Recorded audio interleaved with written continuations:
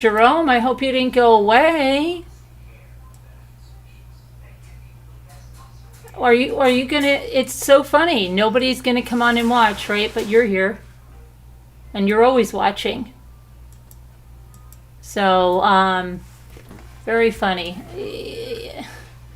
You really think I'm stupid. Kimberly, I know where you're from. I know why you're here. And your friend Salt and Pepper and you. It's really pathetic. But thanks for the views. Oh, you're laughing it up, right? But you watch somebody stream news 24/7. Okay? Have fun, Kimberly. Go back to your queen that you have to bow down to, or she'll bring you out like a wet rag. See you later, Kimberly. Have a good one. Ridiculous. Okay. Hi, everybody that's here for the right reasons and not because they have to protect somebody that's a horrible person. Today there's a lot going on. Okay, so the manhunt is still going on. They have not found him. They surrounded a property they thought was his family home or whatever. Of course, he wasn't there. Found his car. The other guy that shot the judge has been found dead, so he's no longer around. So that was like, what was the purpose? Just to shoot the judge and then still lose your kids anyway, where you could have had a chance of getting your kids back maybe at some point. Hi, Farm Wife and Julie W. How are you? And then we have the Adelson trial. That's a good trial. I don't know if you guys watched today, but I put a clip somewhere. I clipped it. Wendy Adelson actually said she slipped today on the stand. Did you guys hear that? When they were talking, and I'm sorry, she is so guilty. She is a co-conspirator, just as the prosecution says she is. She should be charged. They had that man, 41 years old, killed. And they are all guilty of it. The mother, her, and the brother. All of them. And if I was Dan Markle's mother, I don't think I would want to run in and grab her off the stand and shake the crap out of her. Really, because she's 100% responsible with all of them. I don't even know the trial. Oh, I remember being infuriated with her when she was on the trial of Garcia and Katie. And they've all been put away. And really, Charlie Adelson needs to be put away. And so does Wendi Adelson. And so does Donna Adelson. And the defense team is like, do you know you're listed as a co-conspirator in this? They think that you planned this murder. They think that you conspired. Is that true? No. Okay? But they used a code word. Oh, you didn't watch it? Oh my gosh, Barb, you have to. She actually slipped today on the stand and said hitman. Because they had a code word, okay? For the murder, and it was TV, okay? And the brother bought Wendy a TV as a divorce present because it was cheaper than hiring a hitman. And they were constantly repeating this joke. She was, he was, and their defense is saying, oh my gosh, if these people were conspiring and planning this murder, would they ever say this joke about hiring a hitman? Yeah, they would. Hi, Justice Jane. Yeah. But she is so freaking guilty, and she's smug, and she is arrogant.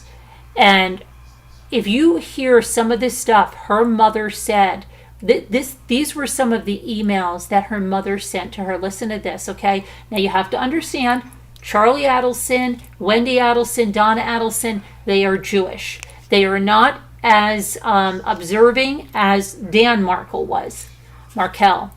And the mother the mother micromanaged her entire life. Not only micromanaged it, controlled who she dated. Oh, don't date this one. Oh, here, do this. You could tell she's the kind of mother that did the girls' homework, that was at their school complaining if anything, oh, why did she get off on this? You can tell Donna Adelson was like a helicopter mother on crack, okay?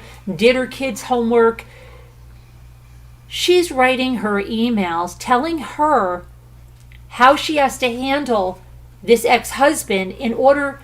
Here's the whole premise of the case, okay? The daughter gets married to this guy, has 2 kids. They have a horrible marriage, okay? They're fighting all the time.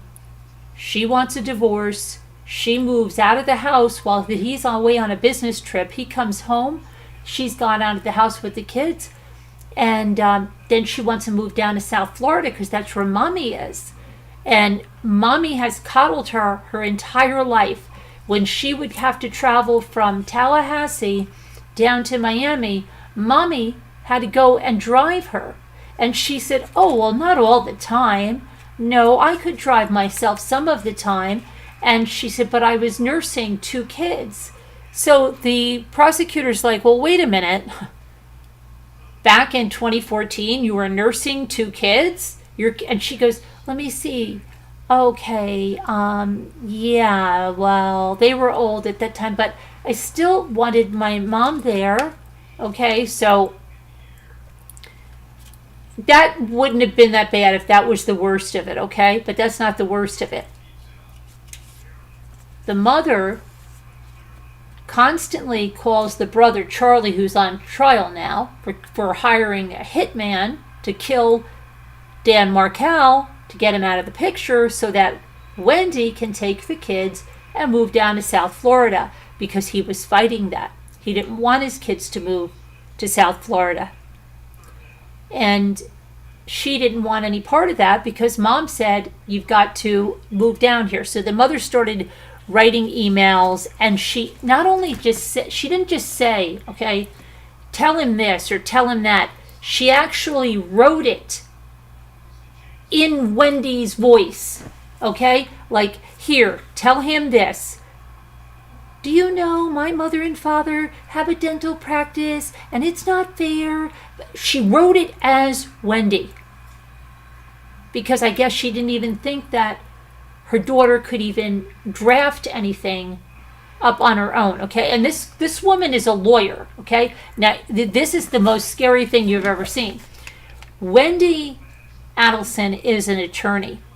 They asked her certain things today that any attorney would know. First of all, she was like, where's the date of the document? Would that be on the first page? And then, do you know what contempt of court is? Yeah. Do you know what could happen to you if you're in contempt of court? No.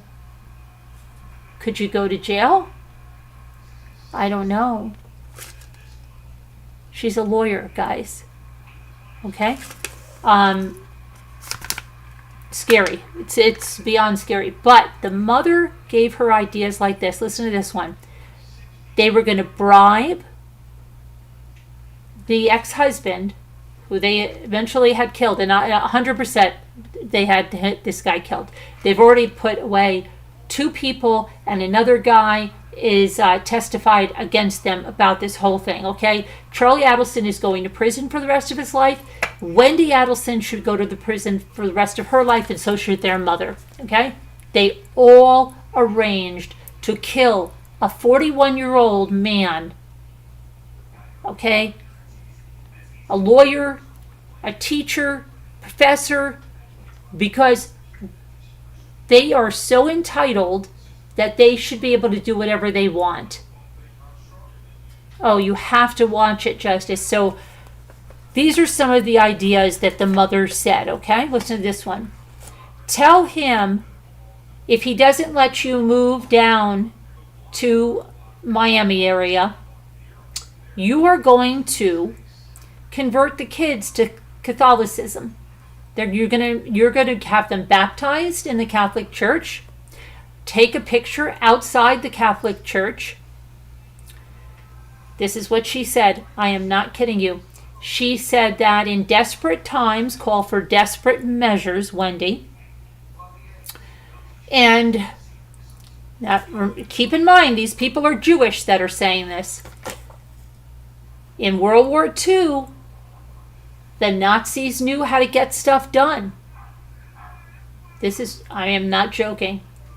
Maybe you need to dress the kids in Hitler Youth costumes. She honestly wrote this to her daughter in emails. They had derogatory names for the husband. They called him gibbers. And his mother called, and then, they went through a whole list of things. And the brother, the whole time they're reading the emails, he's like this.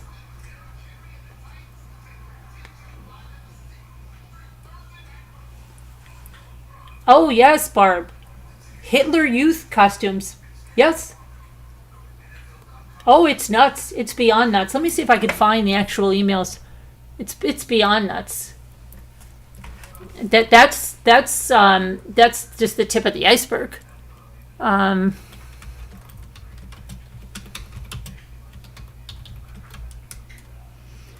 They were having a bribe to bribe him with $1 million, and the mother said, your brother's going to pay 1/3 of that. Just tell him that if he moves down to Miami, they'll pay for him to fly back and forth to Tallahassee with this bribery thing. Oh my gosh.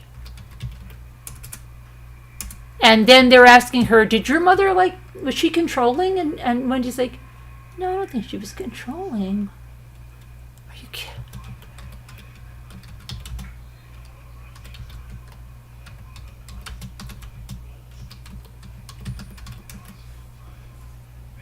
It's so ridiculous.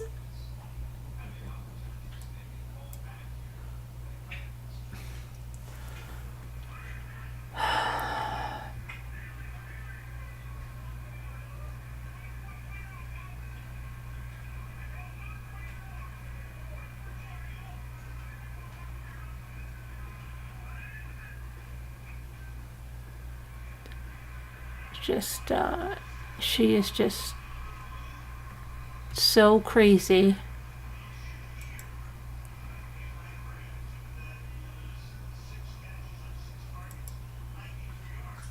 This one of her yeah, let me see. Okay, listen to this one. Here's one of the mother's emails, okay? Okay, just like it says on your necklace, never, never, never give up. It's time for action. It's time to take control of your life and not let gibbers think that he's just won anything by having you remain in Tallahassee, 8 hours away from the only family you have, and lose out on what will be a job that will afford you and your children advantages that they will never otherwise be able to enjoy. Let's show this blank what will make him absolutely miserable. You know his weak points: money, religion, control. You have 5 weeks before your court date. I know you have a job that keeps you very busy. However, the rest of your life, and consequently Dad's, mine, and yes, even Charlie's, the brother that's on trial, will be affected by how well you can perform or act before July 31st. Now listen to this part. You can be a good actress when you want to. I've seen you in action. You need to put on the performance of your life. Gibbers hasn't beaten the Adelson family yet. You have a very strong family behind you. Just remember that. Dad and I have done everything we could to try to help you the last 10 months. Now it's time to help yourself. We believe that you will be able to make this happen. If you can put these actions before everything else this next month, and you know that you've only got the kids a limited amount of days to do this. We believe that, wait a second.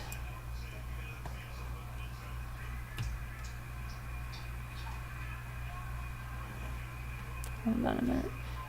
But she told her, hold on a minute, I don't know what the heck happened here. She told her this, and then she told her that, here we go, what is this? So it's so crazy. The whole thing is just nuts.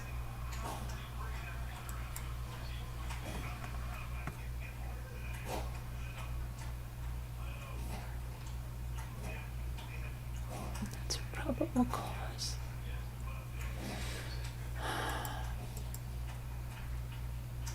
I was riding my bike. I rode over 6 miles listening to this. I was flabbergasted by, I forgot, I remember the mother's emails from the first time we covered this, but it's just crazy. It's just absolutely crazy.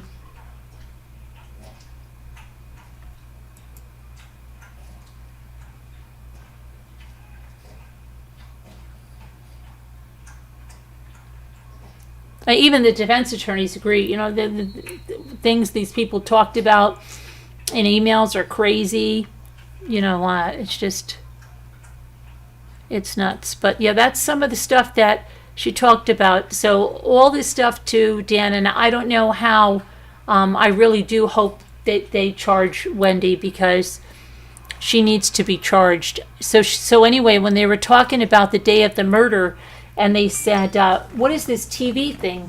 Why was your mother calling you, telling you that the TV is going to be repaired and the repairman is on his way? And she said, oh, because my mother bought me the TV. And so it was, she probably had a warranty and it was in her name. And that's why she was taking care of it. And then she slipped and she goes, yeah, she was telling me, well, the hit repairman. She actually said that. I took a clip of it. And I said I shared it out. I don't know where the heck I shared it. It might be on my community wall. I don't know. But she actually said hit Wendy.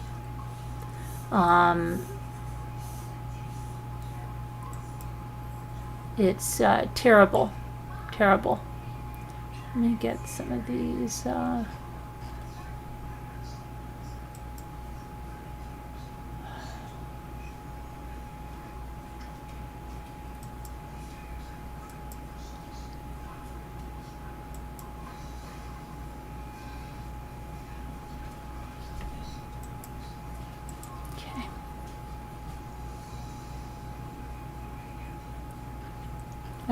But Wendy is just as guilty, and Donna, the mother, and Harvey's the father.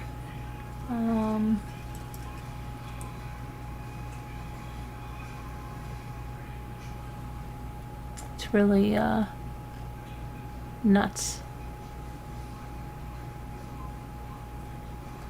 I want to get there. I can't believe you guys weren't. I can't believe you didn't watch this today, Barb.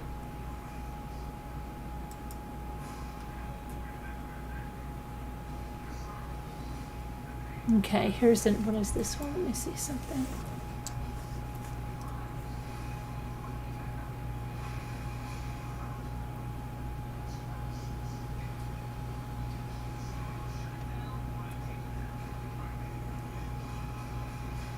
That's it, that's Charlie's thing there.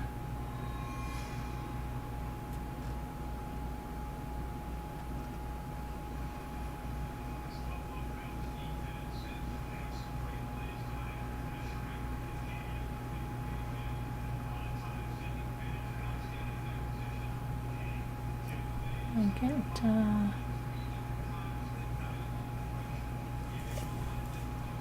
oh, and then they said, oh, you want the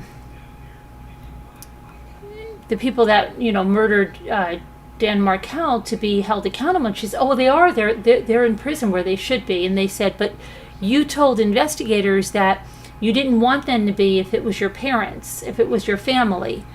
And see, I'm telling you, and she even said in her interview, and she says, oh, that's because they had me a long time. She said that her parents couldn't stand him, and yeah, they could be responsible for this.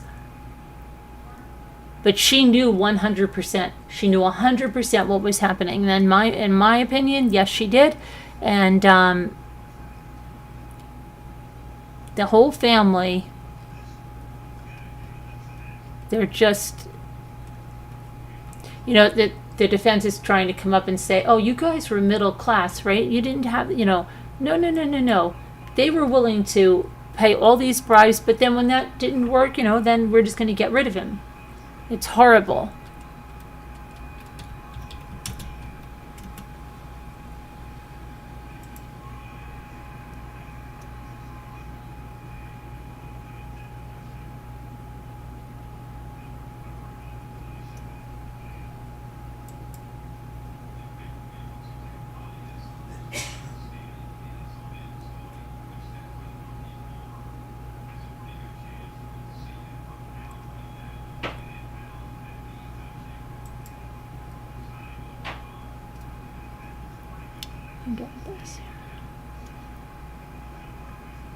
She was on the stand until like 7:30 tonight or later.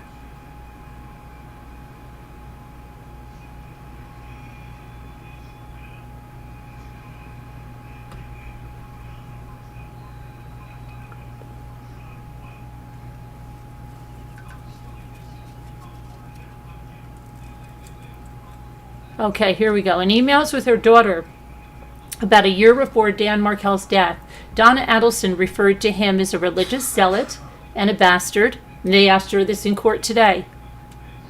She said Donna Adelson wanted to do whatever it took to make Markel's life absolutely miserable, and she proposed a plan of action to threaten or to bully or bribe him into agreeing to let Wendy Adelson and the children move. These plans included converting the children to Catholicism, even though the entire family was Jewish. All the Adelsons were Jewish as well, but the suggestion was a way to gain leverage against Dan Markel, who was very observant in his faith, and it was very important to him that his children be raised in an environment that observed and was committed to the Jewish faith. Oh, and then she changed the kid's last name. Oh, and listen to why she said she did it. They said, you, right after he died, you changed the kid's last name? What? No. You see, Nancy Grace got the blame for this one. Nancy Grace put out picture of my boys, and they didn't blur their faces. And so I just thought, safety.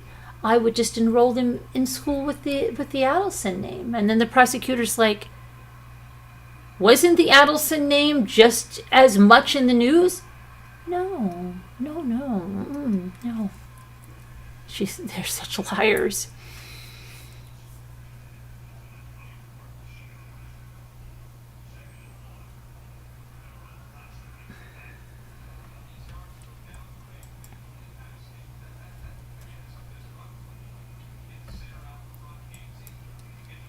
They had today. They had on the neighbor that found Dan Markel. He heard a gunshot. He went next door. He saw the garage door open. He saw Dan in the car. He's going to back out. Everything must be fine. He goes back to his house. He's looking out the window. He doesn't see Dan going out. So he goes back, and that's when he saw that he went into the garage and saw a gunshot hole through the window. And Dan, he said he was kind of rocking his head back and forth, but he was non-responsive. And so he was brought to the hospital, and he died shortly thereafter. But that was, and that guy made the 911 call, so that was the first witness of the day. And then they had some investigators that were on, and then one that was talking about the contentious divorce, and that there was, life insurance that was, I think it was $2 million, but it was going to be divvied out to the kids. So Wendy would have to go to Dan's sister, who was made the beneficiary, and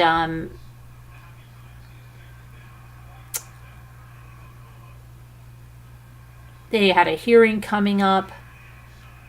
And they're like, so he never got that hearing about you moving because he was killed, right? Yeah, he was killed. Oh, well, I don't think, she's infuriating on this stand because she is so guilty. I'm sorry. In my opinion, she is so guilty. That whole family. I really feel for the Markells so badly that if they even have to sit there and listen to this, I don't know. She just thinks she got away with this, and then the defense team that keeps saying, do you know the prosecution is calling you a co-conspirator?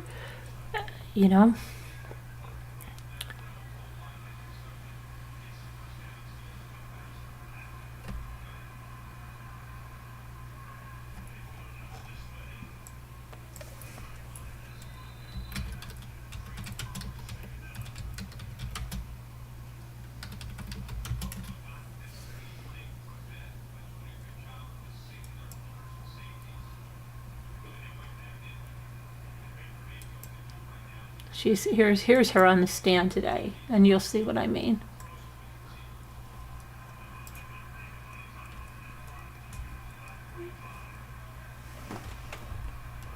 She thinks she's fooling everybody, she's that good actress that her mother said, You're a good actress.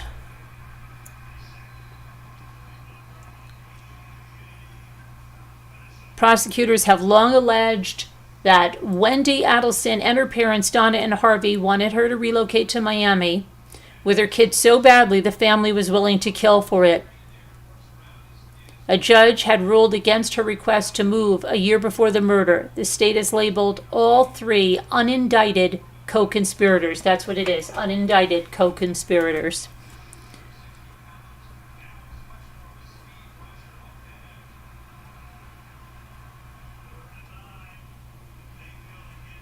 Now, defense attorney Daniel Roshbaum asked Wendy if she had anything to do with the murder. Absolutely not, she said. And he says, is it fair to say the state has it wrong? Absolutely, she says. And the defense attorney kind of looks like Steve Carell.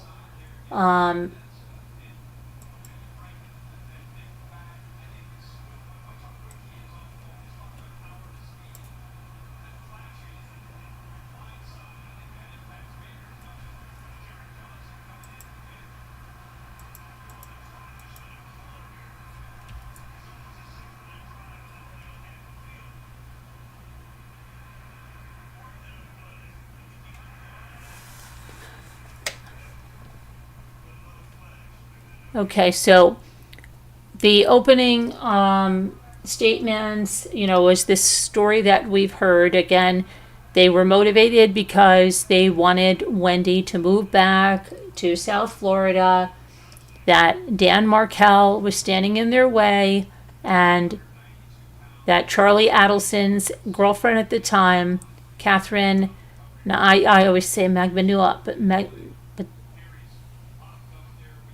Magbanu. We're just going to call her Katie. Girlfriend Katie had a connection to her baby daddy, Garcia, and his friend, Luis Rivera.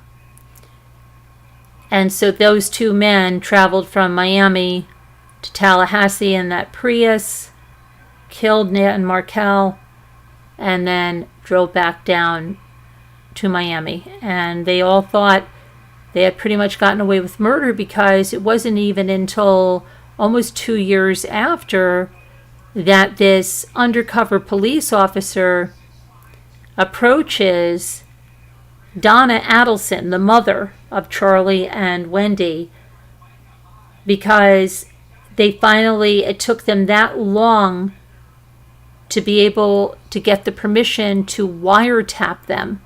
And they thought, well, by that time, they're not going to be speaking about the case anymore. So they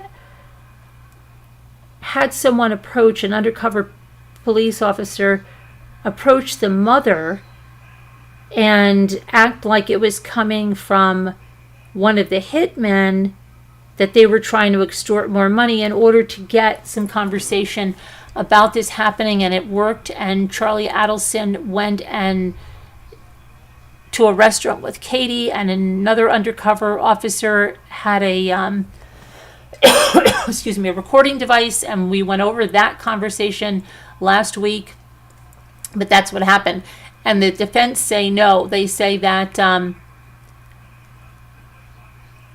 Katie was the murder plot mastermind. She told Charlie Adelson shortly after the murder that people she knew had done it and that he would have to pay them or they would kill someone in his family. So they're making this girlfriend, this ex-girlfriend that's already in jail for the rest of her life, prison for the rest of her life, be the fall guy here, okay? So they're saying that she was the one, she just took it upon herself, had these two people that she knows go and do this, and then she came to the family and was going to extort them.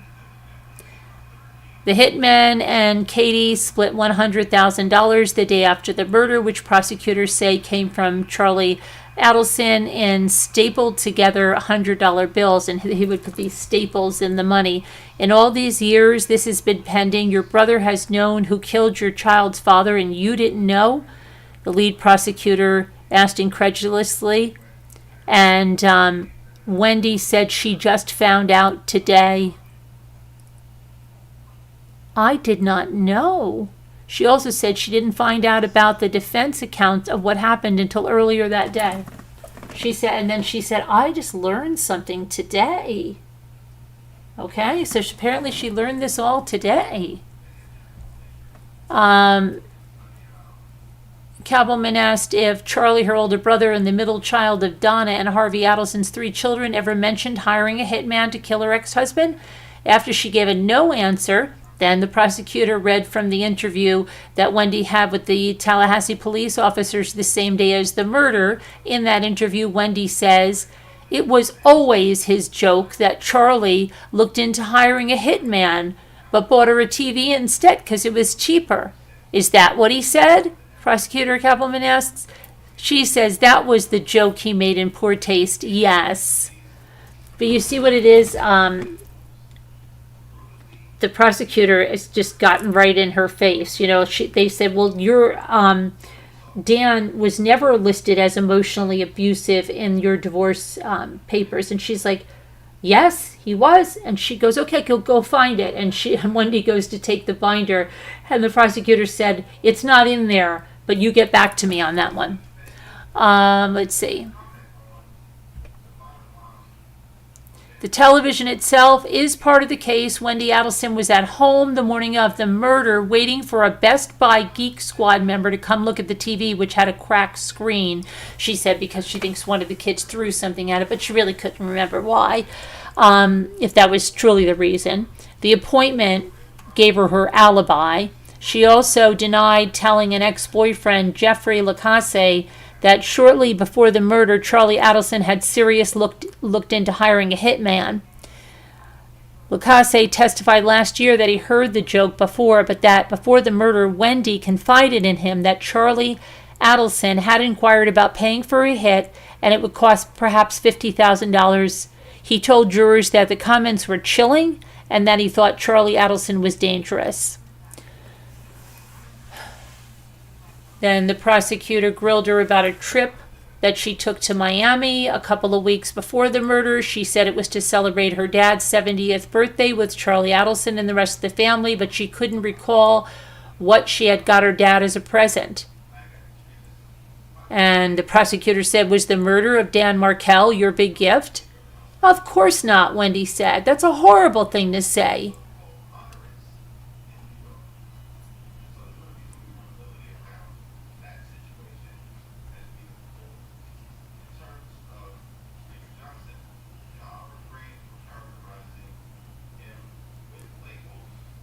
Let's see.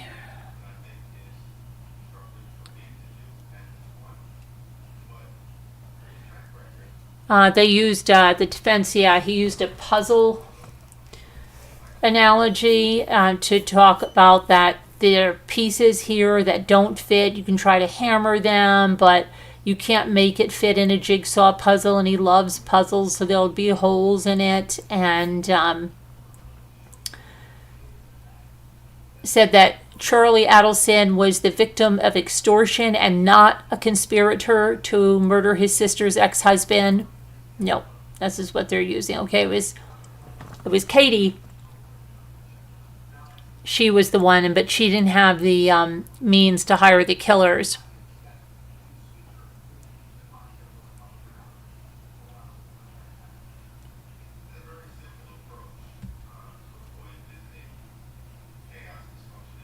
Let's see what else we've got here. The mother's emails are just ridiculous.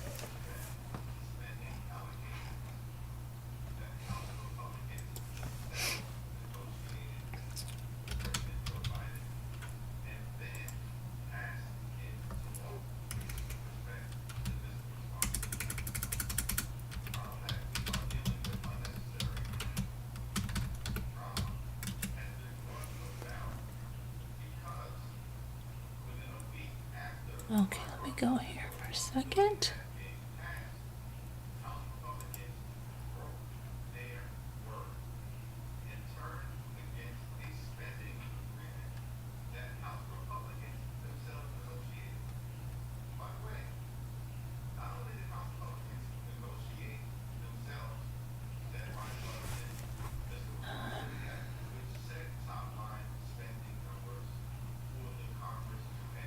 So Luis Rivera, he pled guilty in 2016 to second-degree murder in exchange for a 19-year sentence to run concurrently with a federal sentence on an unrelated case for his statements in cooperation with prosecutors. In 2019, he testified that he was with Garcia when Markel was murdered. Now, Sigfrido Garcia, that is Catherine, Katie's baby daddy, and he sentenced to life in prison in October of 2019. Jurors found the defendant guilty as one of the men who killed Florida State University law professor Dan Markel. And we actually covered that trial. You can go back in my old videos from 2019 and find our coverage on that. And then Katie, she was, her trial took a backseat because of all the COVID stuff, and it was tried again in 2022 because her first one was a mistrial. Well, she was tried again in 2022 and found guilty of first-degree murder and conspiracy to commit murder and solicitation of murder, and she's serving life in prison. And then Charlie was arrested April 21st, 2022. We should really see Wendy and Donna arrested as well. They should be. No charges have been filed on them at this date, but they are. Let's see here. Wendy had her son's last name changed to Adelson. She cut off the Markel's visitation in 2016 after Garcia's arrest affidavit named members of the Adelson family as co-conspirators in the murder. Oh yeah, her mother was telling the little boys that their father, she said derogatory things about the father and that he was trying to take her sunshines away. Let's see.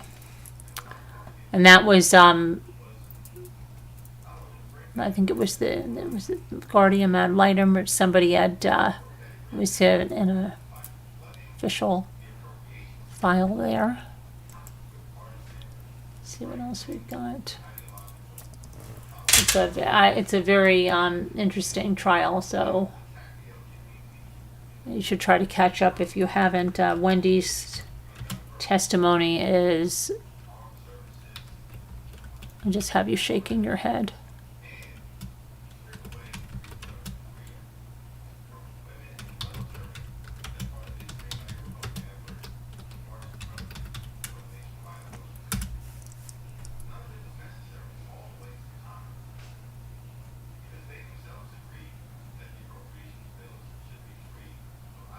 I have no doubt, that this is the most stupid defense thing there is, that he's going to be found guilty. I mean, I don't even know how he's sitting there with such a smug look, or she is.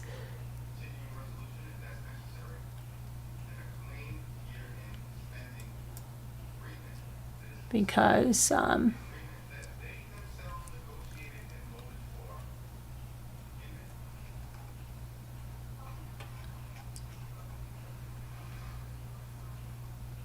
See if I have it here. Hang on. I'm trying to look for something in here.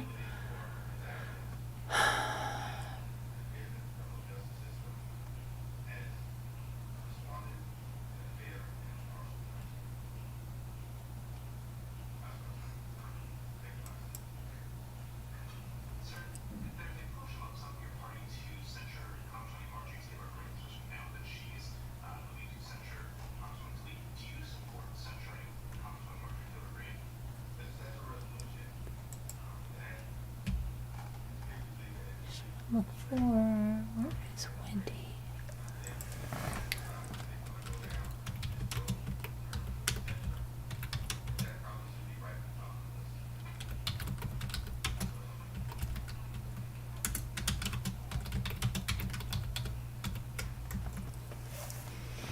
Okay, hang on.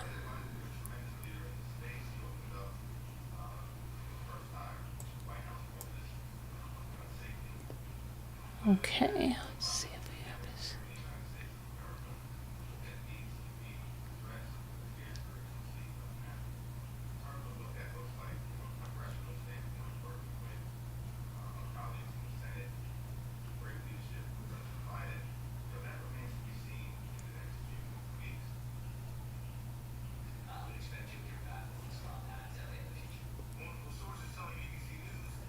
Prosecutors asked if Dan Markel owed Wendy money, and after back and forth, she concluded that he did, saying Markel was not giving her half the sum of the house as was agreed in the divorce settlement. So Wendy filed a motion to force her ex-husband to give her the money. The defendant's sister said she couldn't remember some of the struggles with trying to buy a house in Tallahassee and the litigation between herself and her ex-husband as to why she didn't buy a house then. Well, it's been 10 years and a lot of things have happened since then because they're like, oh, you like Tallahassee? Oh, yes, I did like Tallahassee. Oh, how come you didn't buy a house there? Oh, it's because I needed money. He wasn't giving me the money, you know. But then they found out the husband was accusing her of not being forthcoming in her discovery of her funds. Yeah. Mm-hmm. Let's see.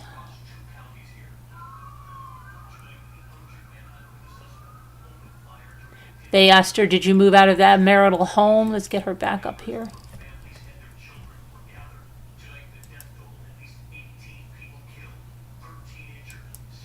There we go. They asked her, did you move out of the marital home while Dan was away on a business trip? Yes, she did, she said. She confirmed that Dan did not know she was moving out when she left.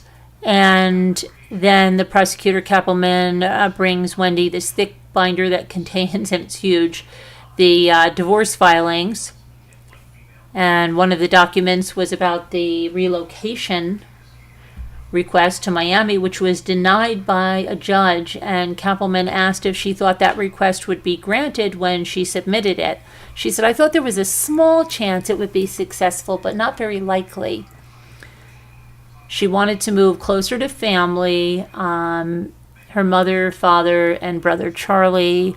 I have a good relationship with my parents. She said her mother Donna spends a lot of time with her and their two sons. She said Donna has a very loving relationship with them. I think she's a very dedicated grandmother, Wendy said. And then Kappelman presents Wendy's with copies of emails that Donna sent during her divorce. And Wendy conceded that her mother wrote them. And she wrote that Dan Markel was negatively impacting her parents and her brother Charlie. I don't think she's controlling, but she's definitely overprotective, Wendy said. And the prosecutor asked if Donna didn't want Wendy to buy a house in Tallahassee. She said, that's not true. My parents were looking to buy a house in Tallahassee as well. And then she asked if Wendy's parents were mad at Dan Markel at the time of his death. And she said at that point, no, they were in a much better place. And then she read, the prosecutor read a statement that Wendy made to the police investigators after Dan Markel's death and said, it's like my parents have more reason to dislike Danny than almost anyone else. And she said, you told them your family might be responsible? And she said, well, not just them. I said it could be a former student or his current girlfriend. I mentioned many people. And then the prosecutor said, your family had your ex-husband killed to try to help you, didn't they? That's completely untrue. She denied moving to be near her family. That moving was the only reason she was relocating to Miami. She said that it was not the only reason. And the prosecutor pushed Wendy, saying, I'm not saying divorce filings are pleasant, but mine were not venomous, Wendy said. Wendy said Markel didn't actually want to limit her time with the children, and that Donna didn't know he had filed to request supervision for whenever she was with the kids.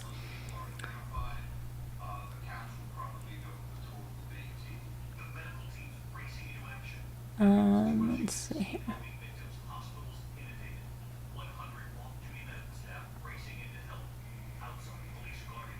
I don't know, it's very,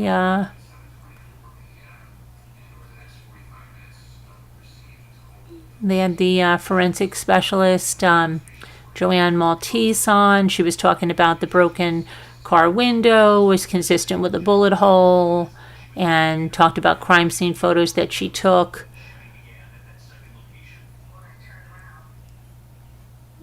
And first responders said that Dan was breathing but in a gasping manner. Half of Markel's glasses were on his lap and half was on the floor of his car. They'd been broken down the middle. Cell phone was in his left hand and a business card was in his right hand.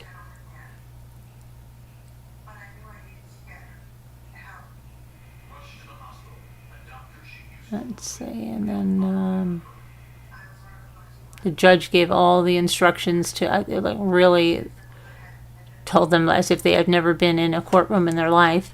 Let's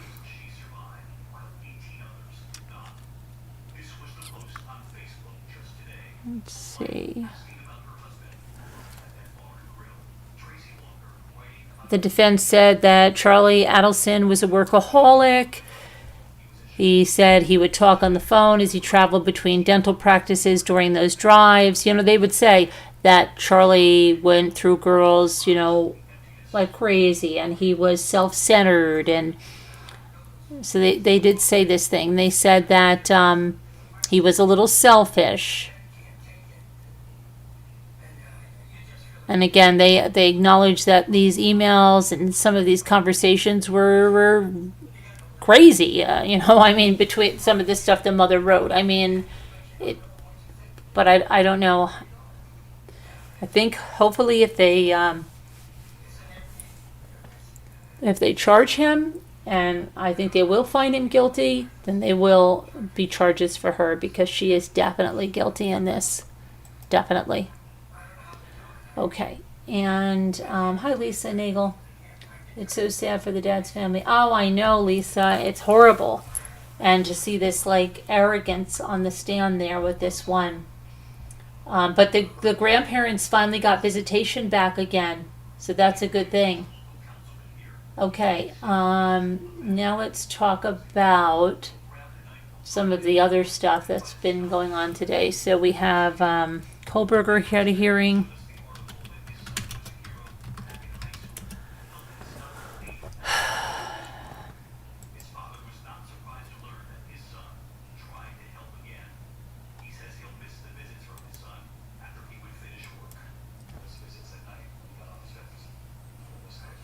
Okay.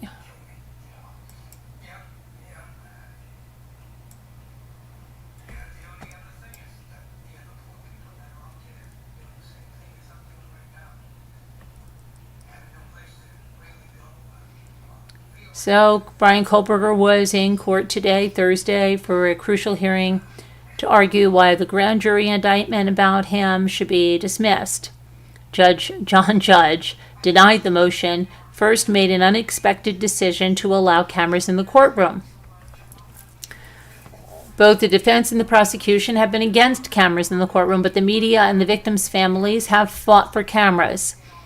Earlier this year, Mr. Kohberger's attorneys filed the motion to dismiss the murder charges against him, and their reason was that they believed that was a biased grand jury, inadmissible evidence, and prosecutorial misconduct. They tried to argue errors in the grand jury instructions, but the judge said it is the same instruction given to grand juries for 100 years. His attorneys previously tried to argue that the DNA may have been planted and the state has not handled all the evidence for the defense to review. But in the end, it was not dismissed. Cameras were allowed in the courtroom. And court adjourned. And let's see what we have here for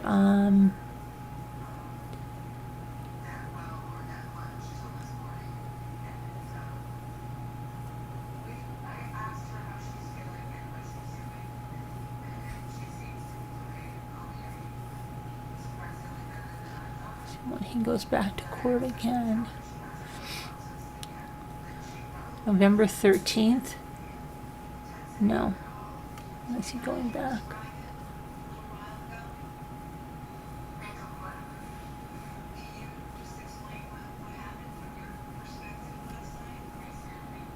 I don't know, but that was a good ruling on that end. And then Clancy was in court too. Let me see here.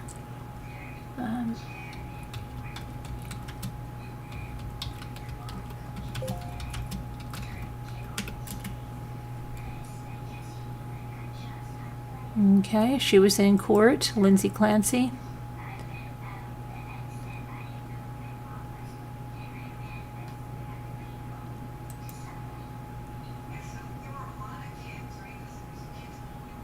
Okay, hang on one second, let me just get...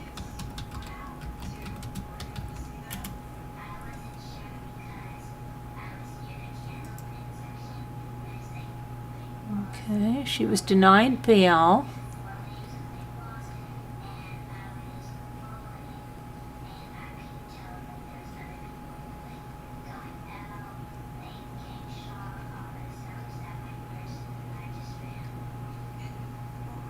Hold on one second.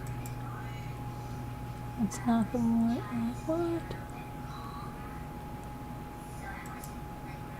Please have this. Thank you very much.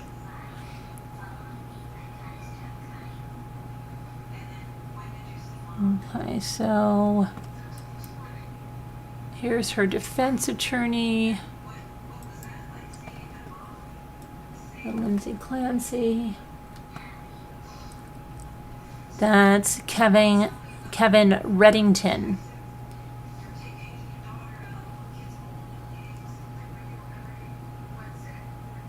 She continues to be held without bail.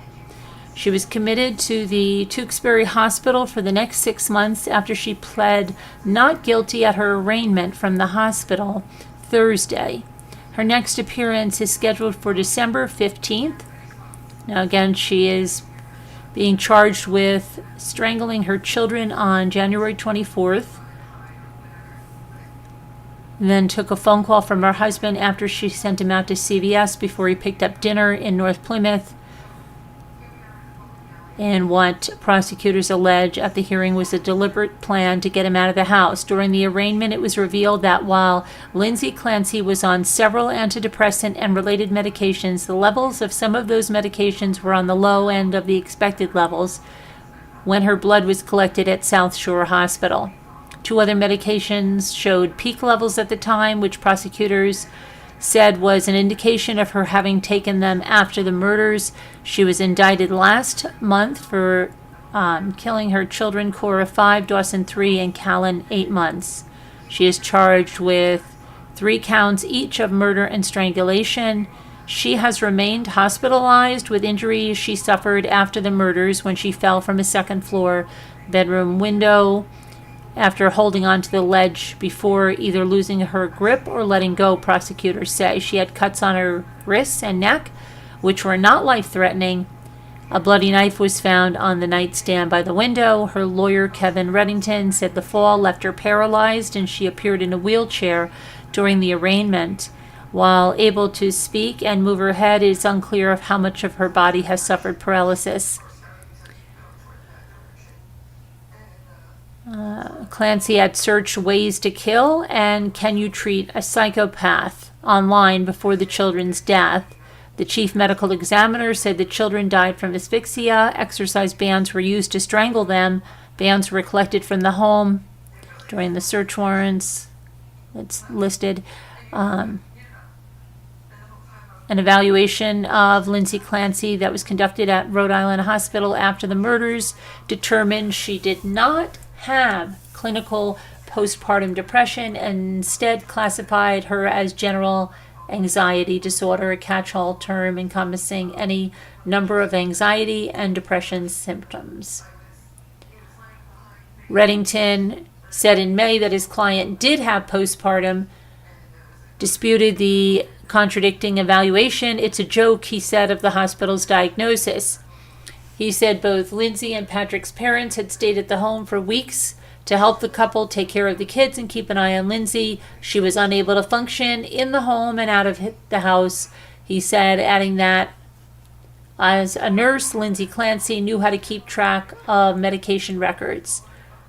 Because she knew how to take notes in the journal doesn't mean she wasn't suffering. The prosecution countered that Lindsay Clancy had been able to function normally the day of the murders, where she played with the children outside and took one of them to a pediatrician's appointment.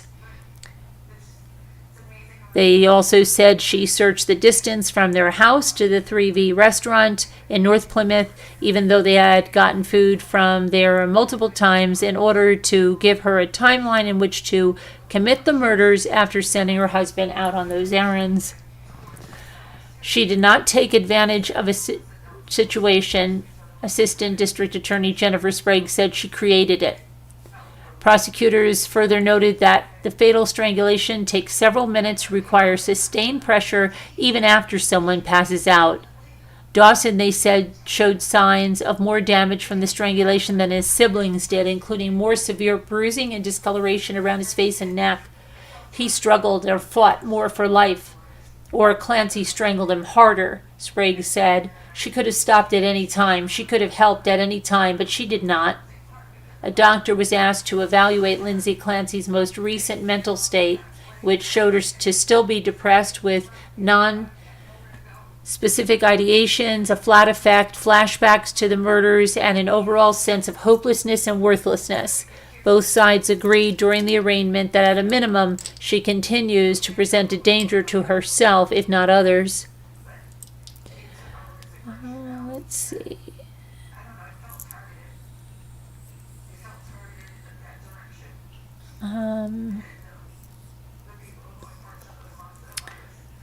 While the postpartum diagnosis is not referenced in the court dockets, Patrick Clancy told police that his wife began experiencing anxiety ahead of her planned return to work as a labor and delivery nurse at Massachusetts General Hospital following her maternity leave.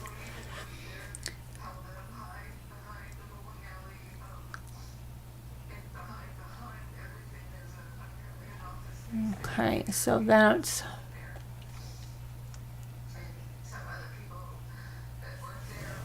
Lindsay Clancy, and now we have to talk about Delphi, but we also have, who else do I have up there? Hold on, let me see my, where's my thing? Okay. Well, let's see. Yeah, let's look at Delphi, I guess. All right.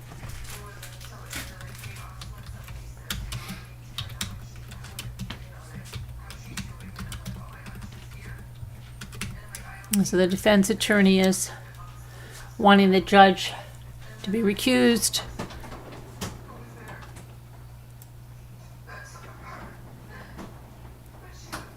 Let's see what we got here. So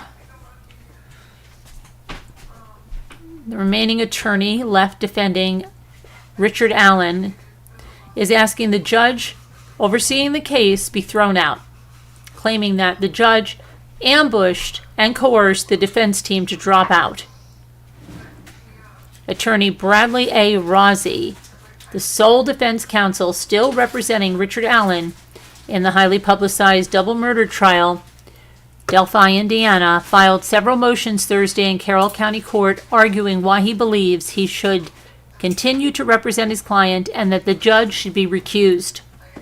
Richard Allen, who is charged with 2 counts of murder for the February 2017 deaths of Abby Williams and Libby German near the Manhunt Bridge in Delphi, Indiana, has been represented by Rossi as co-counsel in the case since November 14th of 2022. For the past 11 months, Rossi and court-appointed attorney Andrew J. Baldwin had been preparing a defense case for Richard Allen. The suspect and defense team were scheduled to make an appearance in court a week ago, but Allen, Rossi, and Baldwin were not present when Special Judge Fran Gull began proceedings last Thursday in what she called an unexpected turn of events. After a delay, Gull announced that Baldwin was voluntarily withdrawing from the case and that Rossi would submit his withdrawal in the days to come. However, that never happened, and the defense said they are still representing Richard Allen.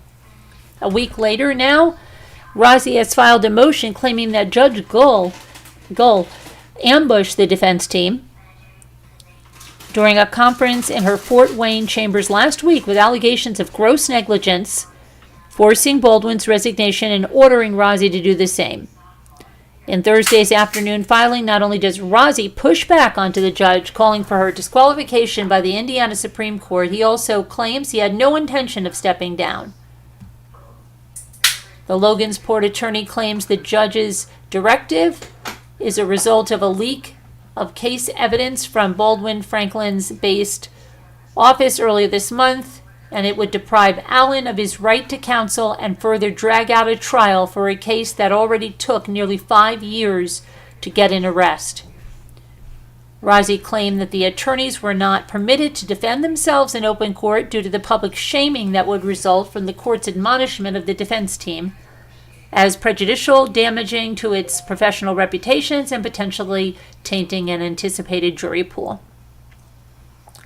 The defense also claims that the judge has ruled unethically in sealing several pro-defense documents from the open records for public scrutiny. Despite all of these filings from Rossi, the judge issued an order around 3:30 p.m. Thursday, reiterating that both Rossi and Baldwin have been dismissed, and their names are removed from the court docket. Attorney David Hennessy, who is representing the defense team, Russ McQuaid on Thursday told Russ McQuaid from Fox 59 that Judge Gull has overstepped her bounds and does not have the authority to dismiss lawyers based on a secret conversation in her chambers last week, absent of a written withdrawal. What a mess. Allen and his attorneys are due back October 31st in Carroll County, where Judge Gull anticipated naming new defense lawyer and setting a new trial date. Rossi is asking that next week's hearing be continued as the court and potentially the Indiana Supreme Court considers the latest filings. When asked last Thursday for any official comments on the record, Carroll County Prosecutor Nick McLeland said that he and his team will wait for the October 31st date to make a statement. So that's a real mess. Okay, and now we're going to talk about Lewiston, right?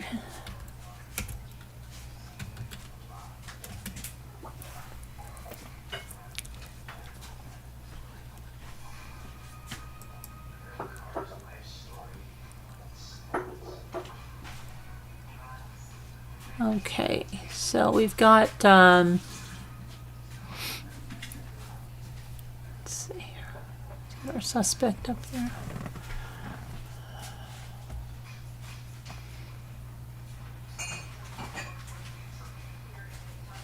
They were, thanks.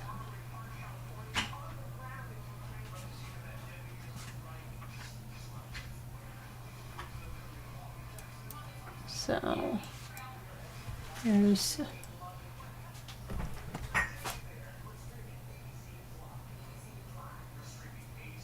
okay. Let me get that over there. Why is that not going over there? Get over there. Okay. So let's catch up here with some stuff here. 4 hours and 15 minutes ago, Maine Senator Susan Collins called the day a mass shooting killed at least 18 people and injured 13. Now, they were saying 22 last night, but she called it a dark day for her state. She spoke at a news conference with other state lawmakers and said the heinous attack is the worst mass shooting to happen in Maine. The extensive manhunt is underway for the suspect. Various law enforcement officials are searching for Robert Card, 40 years old. He's wanted for 8 counts of murder, police say. At least 80 agents from FBI are looking for Card, in addition to personnel from various other agencies, including the ATF and the Coast Guard. Everyone is determined to bring the killer to justice. Speaking to the family of the victims, the Maine senator acknowledged that no words can fully ease the shock and the pain and the justifiable anger that you're still feeling. Still, she said she hopes that they can find strength in the support of people from around the country. And so 4 hours and 4 minutes ago, they were sources, they were around the suspect's last known address. See if he was there, but he wasn't there. The sources say that once FBI SWAT teams cleared the house, investigators came in to execute the search warrant, looking for items like computers, notes, weapons, and any evidence that might indicate a plan to carry out the shootings. There were loud bangs near the address on Thursday, including someone shouting FBI through a bullhorn. State and local investigators did a similar style entry and search at another location, as well as a search of Card's car, which similar searches of additional locations are expected in the coming days. The sources, let's see.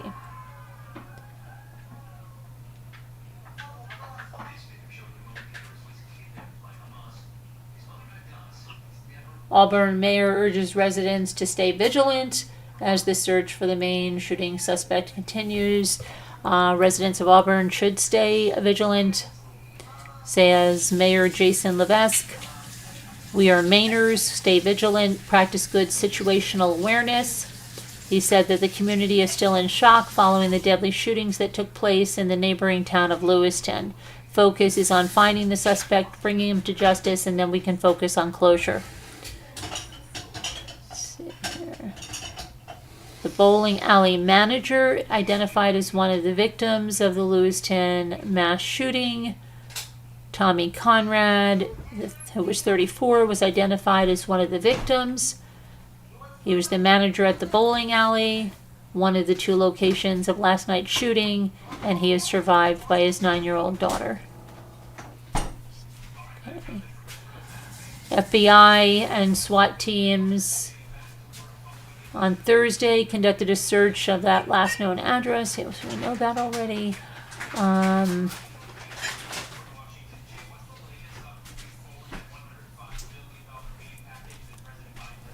Let's go to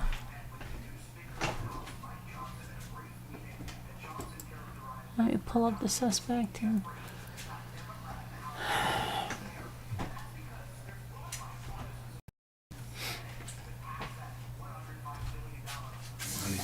yes. Mute for a second, you guys. Hang on. Hold on a minute.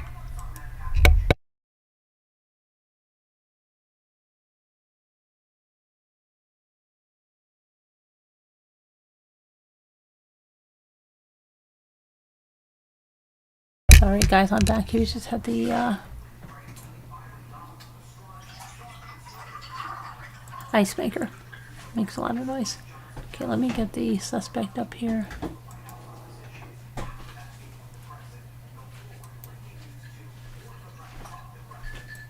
Okay.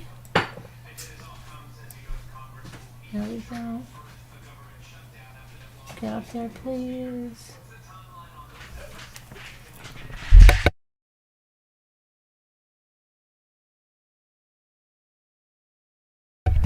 Okay, so let's see what we have here.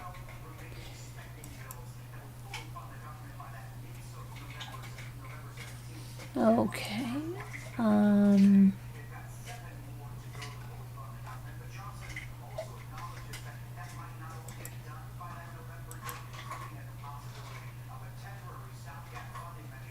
So this guy is, they said that he has, researched where he would go after something like this. I'm trying to get to my stuff here.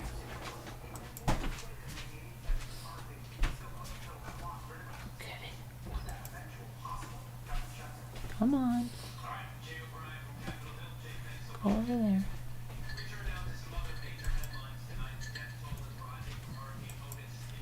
I mean, he studied engineering. He's been in the Army.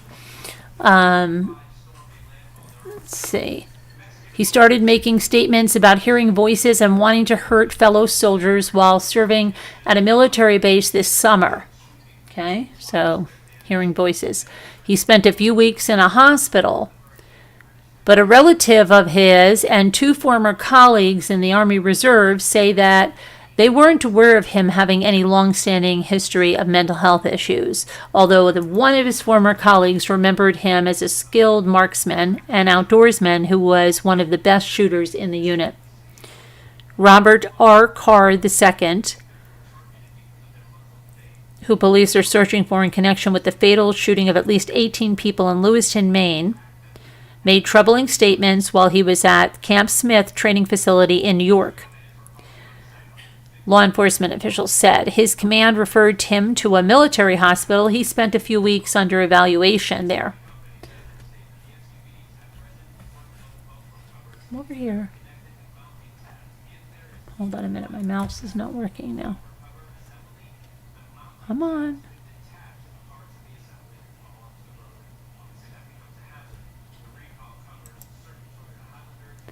Hold on. My mouse is giving me an issue.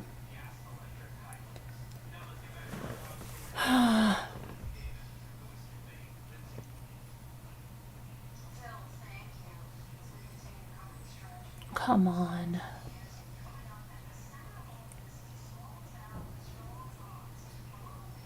There we go.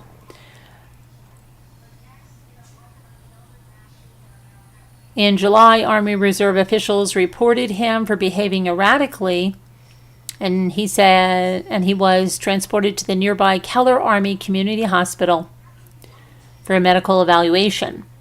Out of concern for his safety, the unit requested that law enforcement be contacted. Colonel Richard Goldenberg, New York State Police, responded and transported Card to the hospital. He then spent a few weeks under evaluation. The 40-year-old Card also threatened to shoot up a National Guard base in Maine. Wow. Card's sister-in-law, Katie O'Neill, said in a brief conversation Thursday that Card does not have a long history of mental health struggles. This is something that was an acute episode. This is not who he is, O'Neill said. It's not someone who has had mental health issues for his lifetime or anything like that. Except for an arrest in 2007 for an alleged driving under the influence charge, this suspect is not known to ATF or in FBI holdings. He legally possesses multiple weapons and owns a home on hundreds of acres of land in Maine. He is a petroleum supply specialist in the Army Reserve and first enlisted in 2002. He has no combat deployments. Okay, Clifford Steeves of Massachusetts said that he knew Card when they served in the Army Reserve together in the early 2000s until about 10 years ago. He said he never witnessed any concerning behavior from the guy. He was a very nice guy, very quiet. He never overused his authority or was mean or rude to other soldiers, he said. It's really upsetting. Steve said the two men served together around the country at different points, including Wisconsin, Georgia, and New York. He said he felt as though he grew up with Card because they entered the Army as young men and trained together. Okay.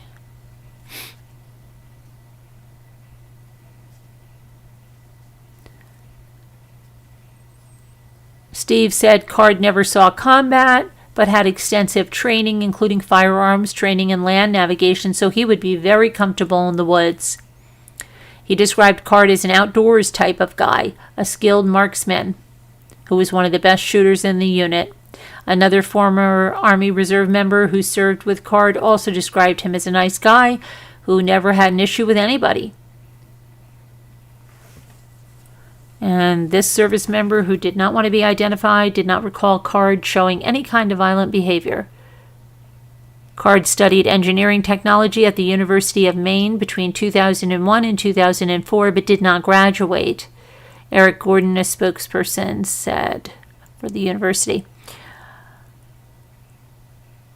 Public records show that Card has an address in Bowdoin, Maine. That's a town near Lewiston. It appears to have been a member of a local horseshoe throwing club in Lisbon, Maine. And a Facebook photo that showed him wearing a t-shirt with the club's logo. An account on Twitter with Card's name and photo appears to be him. It has been taken offline. Had a history of liking right-wing and Republican political content. Let's see.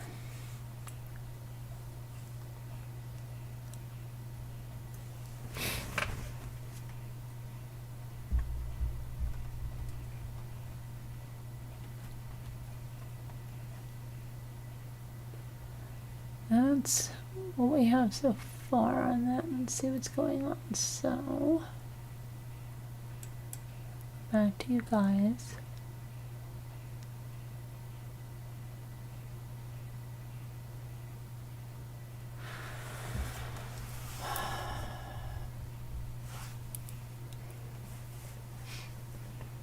Okay. Come on. I'm trying to get back to the live chat. See what you guys are saying. Now they say, where is he headed? Into Canada, maybe? That's what.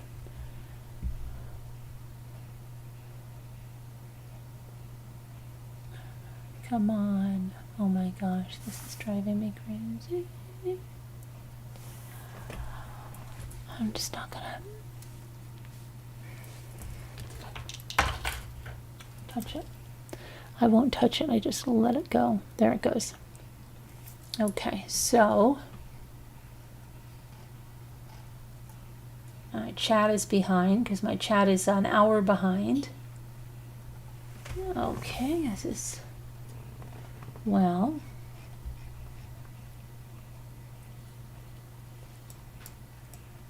Okay, so maybe I'll wait.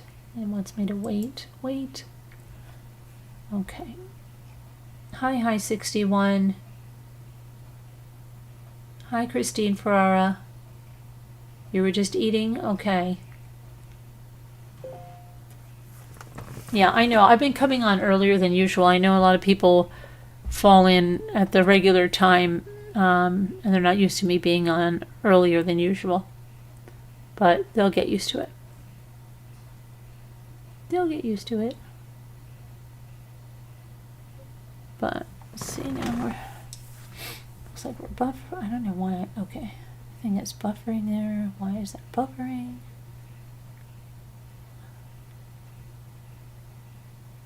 Uh-oh.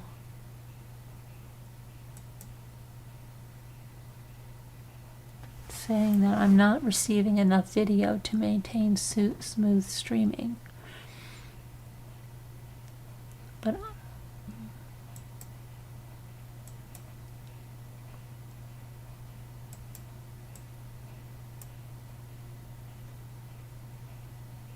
okay, now I'm caught up. I think now hopefully that is okay. It's just not letting me get to the end of the chat. Hi, Beth. Hi, Marianne. You just woke up? Okay, now we're going back where we should be. Okay.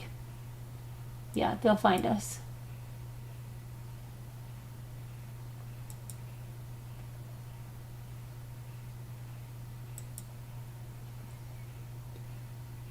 So I'm trying to get in there. Hang on.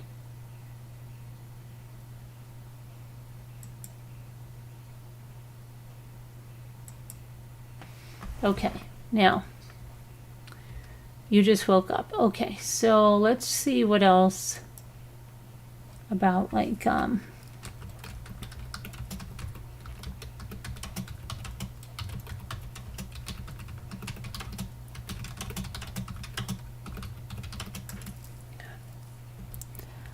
right, let's see.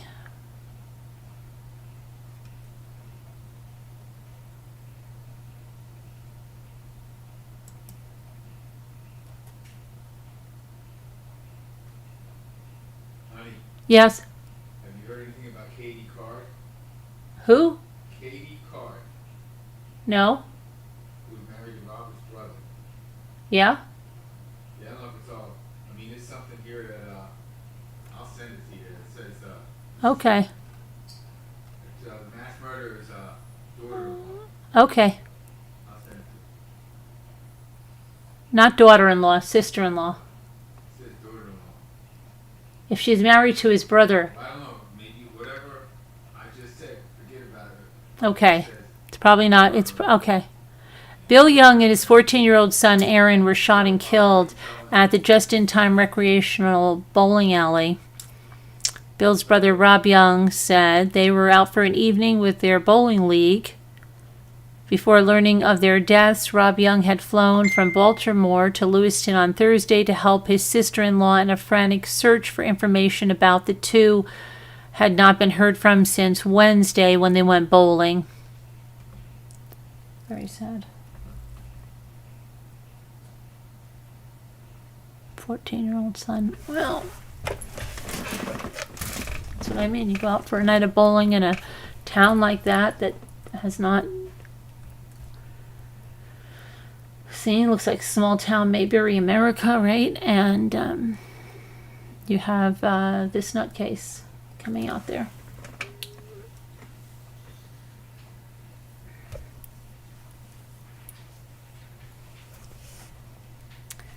Okay, hang on a minute here.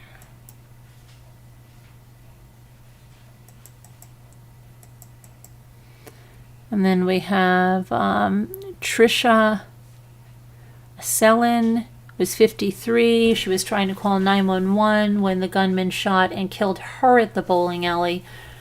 Her brother DJ Johnson said Trisha worked at the bowling alley part-time. She was there for a night out with her sister who survived the massacre. It was just like her to try to help others by calling the emergency service, said her brother.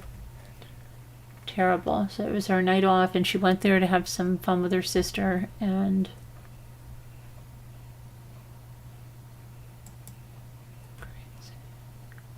why did he target the bowling alley? What does any of this mean? What does he have with the bowling alley?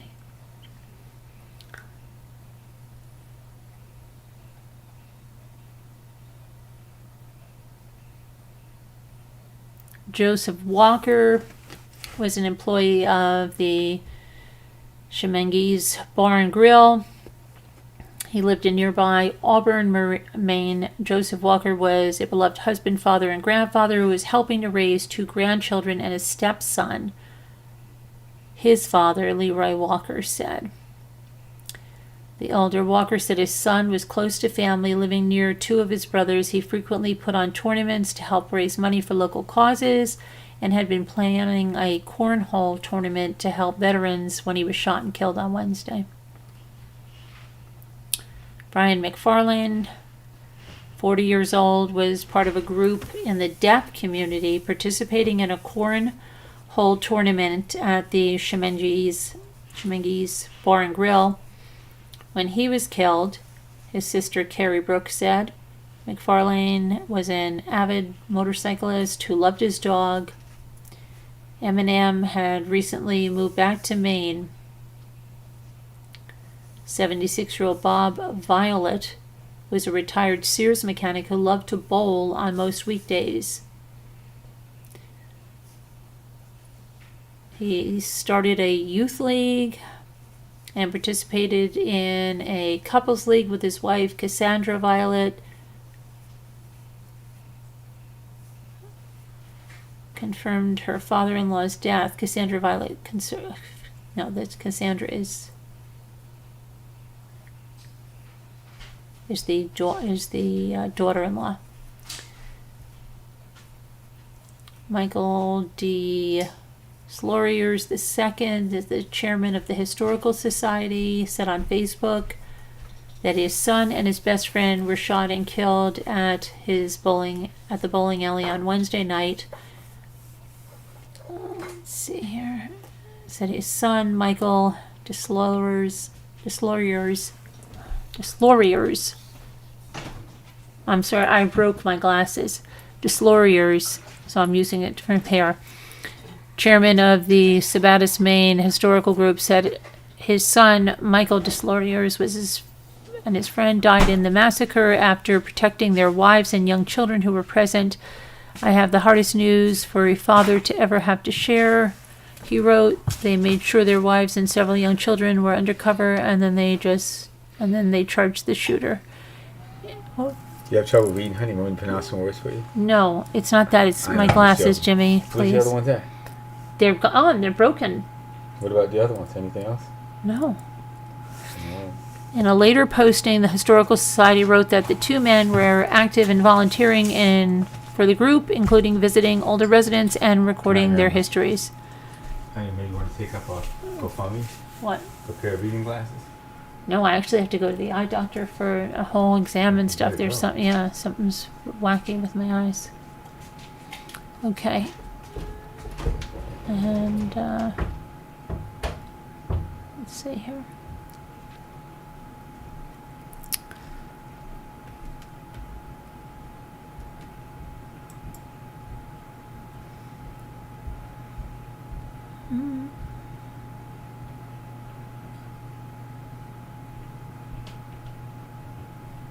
Go on. Something here.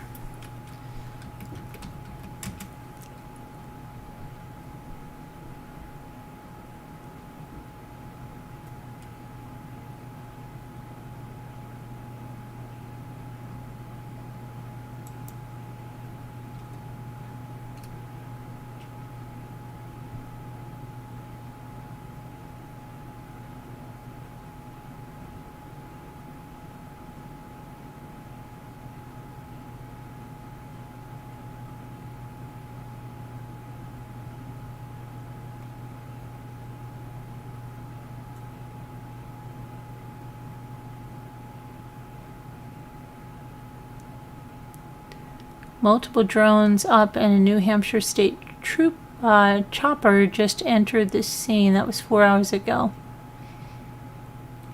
Dog the bounty hunter on how to catch the Maine mass shooter. I'd go out and get me 300 Marines. Okay.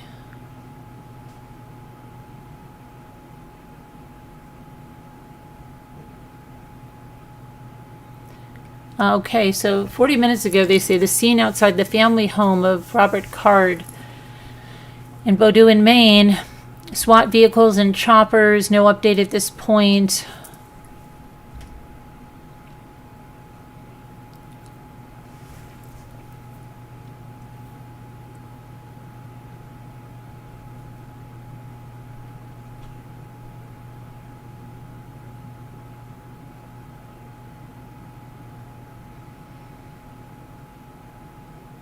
Potential confirmed activity related to the manhunt. Maine police have requested dispatch to contact a homeowner, advising them in a quiet yet tense tone to stay inside.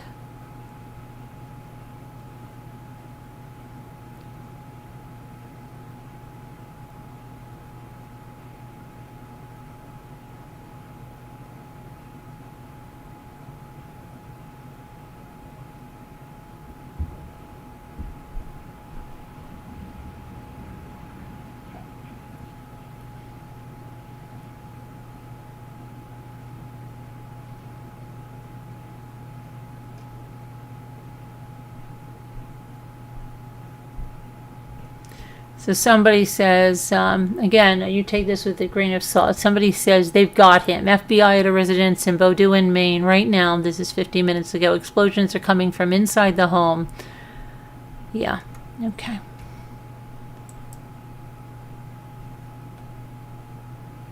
Please don't spread lies. They don't have him. Good Lord, that was hours ago. They do not have him. See, these people just stop spreading rumors. I can't stand Twitter for this point because people just create accounts just to go on and say, and they post all kinds of such crap. Why do people post nonsense? I don't know.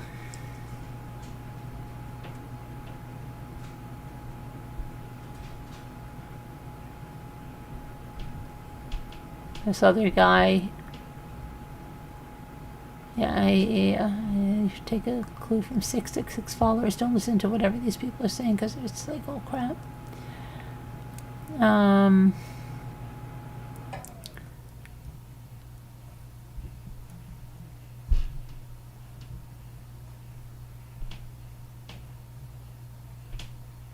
It's not breaking. So stupid. These people are so far behind in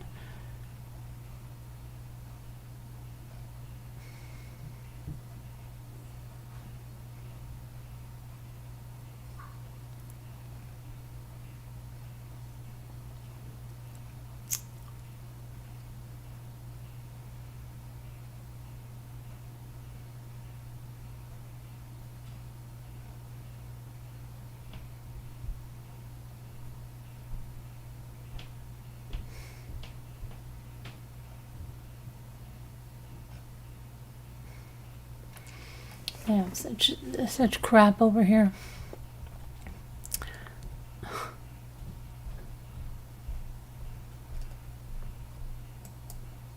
Is there something here?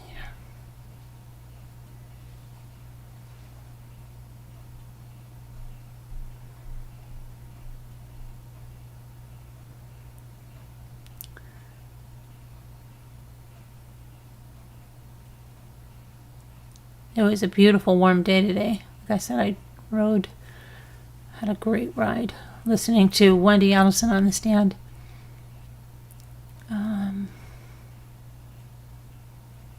Yeah, there's not much going on here. I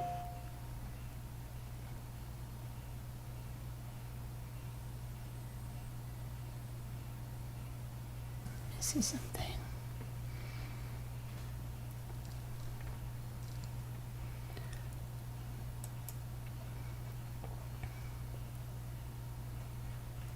Okay, now at least my... Hi, Jane. I was sleeping. Latte too much. I like you coming on earlier. You do like me coming on earlier? They'll find me, right? They'll find me on earlier.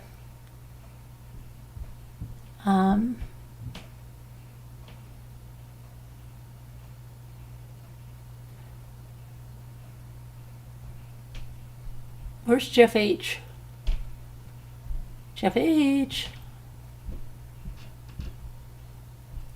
He likes to make naps.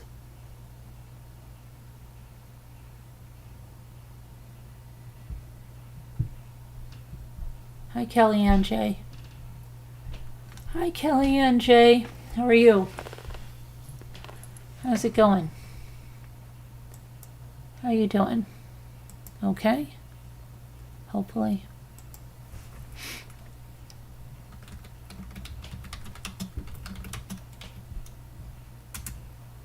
Let's see what else is going on here.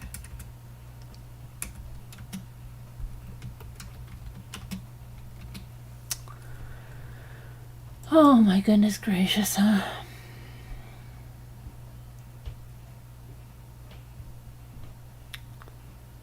Okay. And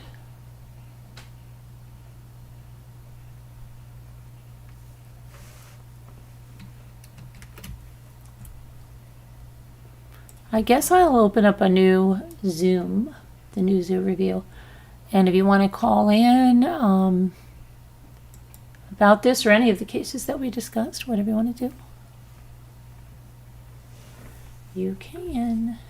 You most certainly can. I'm gonna go put this somewhere. I am hungry.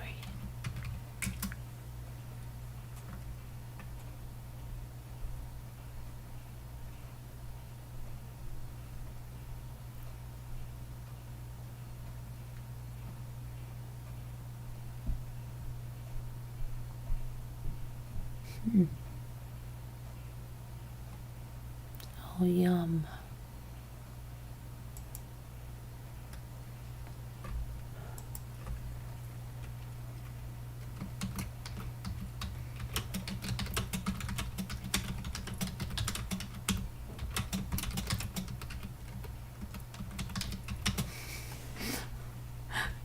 I just said I was hungry. And I went on, and Sandy had a big picture of her lasagna. So I said, can you bring some by? I'm starving. I wish. I wish. Okay. I wish.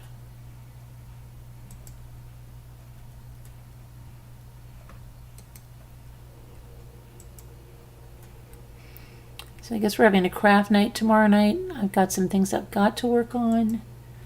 I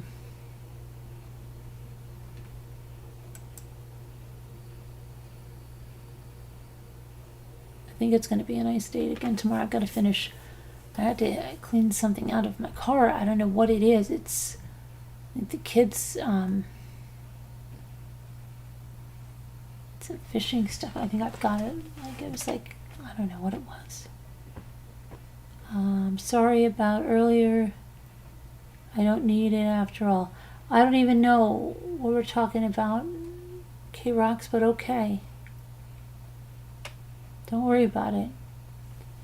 I'm behind. Did they catch him? No. They didn't catch him. No, look at that other guy. That guy that ambushed those Pennsylvania troopers, and he hung out and was like in an airplane hangar for a while.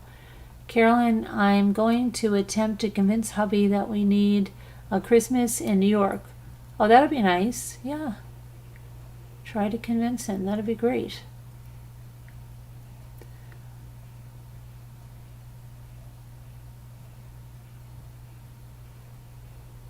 What was I going to show you guys? There was something I was going to show you guys, and I don't even know what it was. I don't know what it was.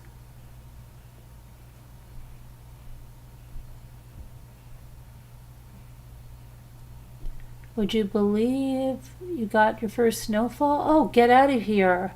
No way. It's beautiful here. It was so hot here, Barb. I was packing stuff up in the family room, and I said to Jimmy, do you have the heat on? He said, no. He said, go feel it outside. It was warm, like warm. Like if it's like the lake, you probably could go swimming if you wanted to, but the water would probably be so cold. But, well, I didn't open the Zoom yet. I have to do that. But yeah, crazy. I have to do the new Zoom. That's what I have to do with that.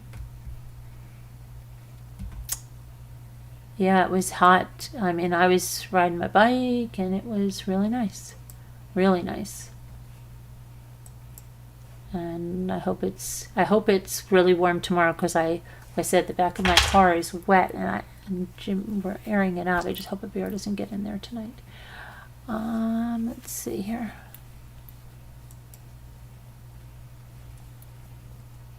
Sorry, people in Zoom, you're all gone now.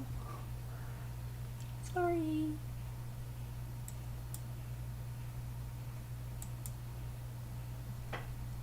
You're all gone now. I don't want to share. What am I doing? I'm not sharing. What am I doing? What am I doing? I want to invite. Not share. I want to invite. There we go. Okay.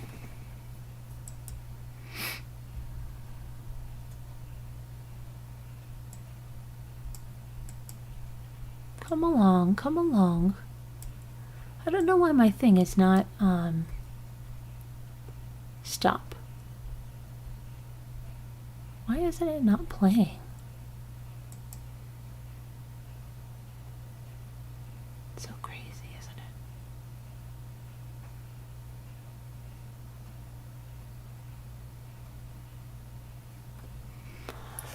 I don't know. I don't know.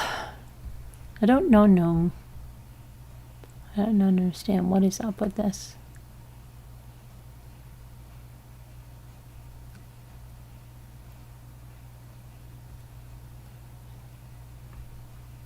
Where's my thing? Okay, I don't know. I'm trying to get to my Slack. Everything is crazy. Well, I don't have it open at all. That's why.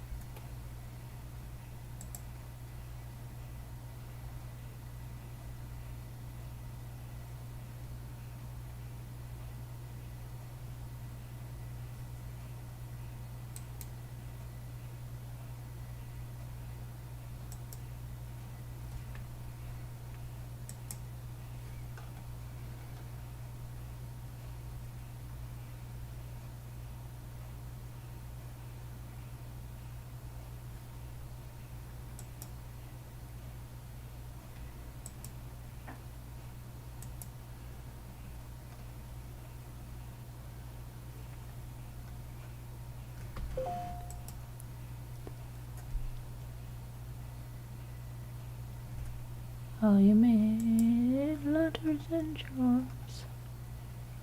Okay. I think we can take this.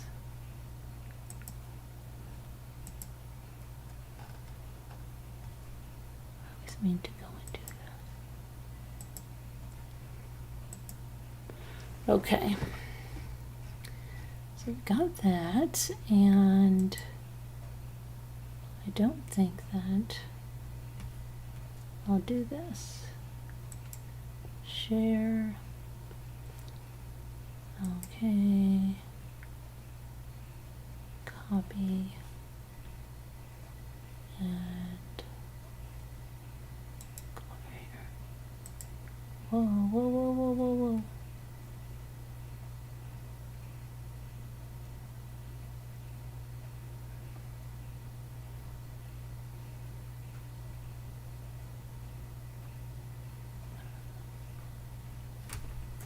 This.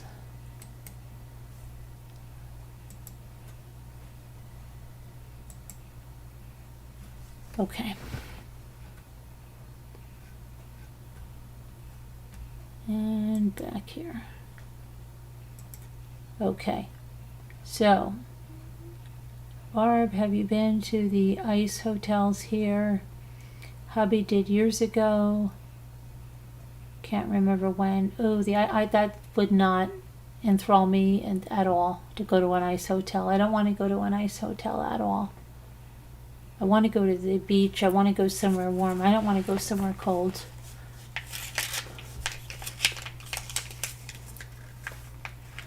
I don't know. I live in Western Canada. Margot said it was nice by her. She said they had a really nice day there. A really nice day there. My kids came home and went fishing until dark on the lake. And that was after cross-country practice. You know what? While I'm sitting here, I'm going to get some of the stuff because I've got to be decoupaging some things. And I used to always decoupage while I talk to you guys anyway. So I have to go get my stuff here. Let's see what I need. I always used to sit and decoupage even It was not a craft night. I just decoupaged constantly, always. Jimmy thought I had to go to Decoupaging Anonymous, but I always did. And I just said the other day, like, why aren't I doing that anymore? It's so nice and relaxing. And plus, I have all those Santa shells to make for people. The pictures were neat. Oh, White Angel. White Angel, you're here. White Angel, okay, yes, I was productive today. So White Angel, you were sent what I have for you so far. When I say I might be missing something, you may have bought some other stuff that I haven't charged you for. But as I go through and pack up everybody's boxes, I'll see. But that's what I have there. And then we'll have to do the shipping. And then, what do we have? And then a Rough, I've already taken care of Rough's first batch of stuff to them. I sent, let's see, Peridot. Janae, you have a small one from a long time ago, something you bought for someone else. I had to do one small thing on Chris Ree. The Santa shells, yeah, I'm trying to think who else did I send today. Invoices for it. Tomorrow I'm going to try to do some more. Hi, Frilly Farmhouse. I really have to get on it like crazy. Frilly Farmhouse, how come you don't come and sell anything at the... You make crafts and stuff. You should come sell sometime. I have to get my Santas.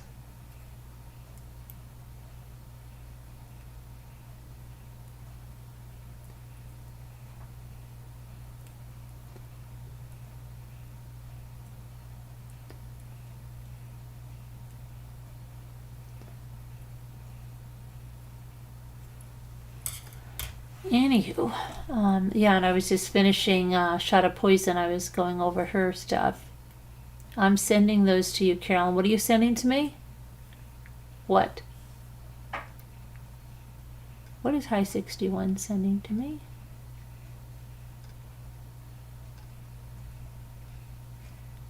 I don't know what High 61 is sending to me. Pictures of something? Are you sending pictures of something?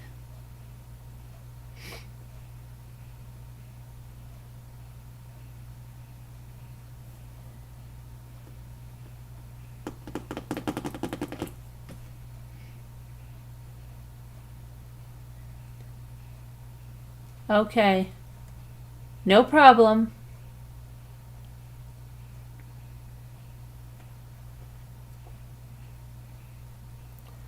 You should go for some fried oysters and cocktail sauce. I've never had fried oysters.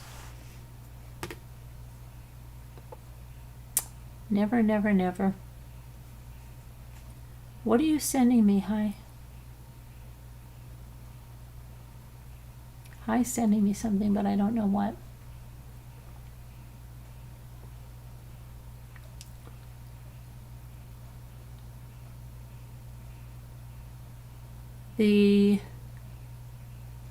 And the leather guitar pick holders. Oh, the doll. Oh, okay. Oh, okay. All right, very good. Hi, Captain Lee. My bestie just called me and woke me up. They found her brother unalive. Oh no. What? So sorry. Wow.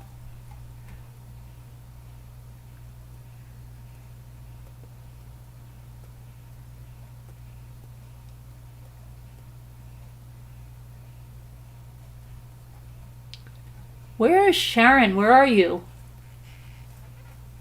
I know you can't be sleeping.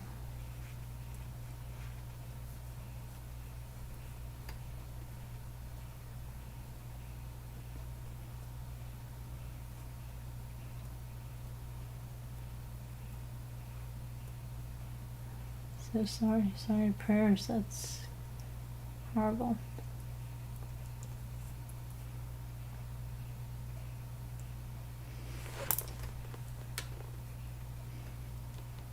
I'm just gonna get my stuff so I can do something. Hold on. I'll be right there. I'll be right back. I can still hear you. I'm still here.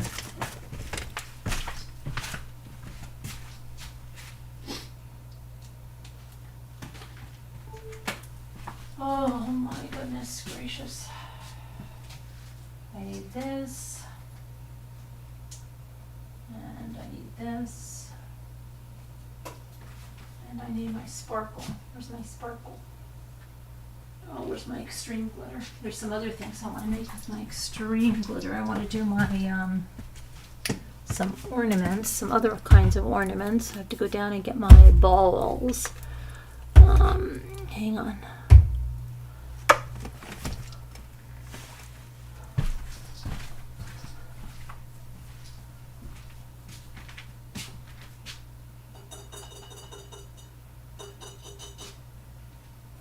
Hold on, I need to get my stuff here. Where are my...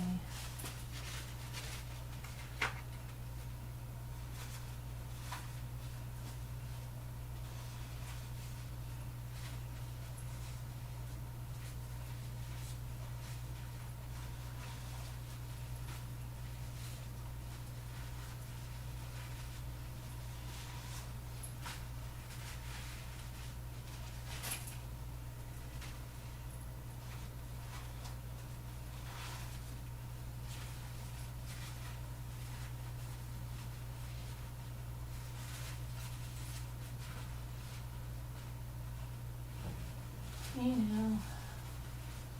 Hold on, I've got to get something.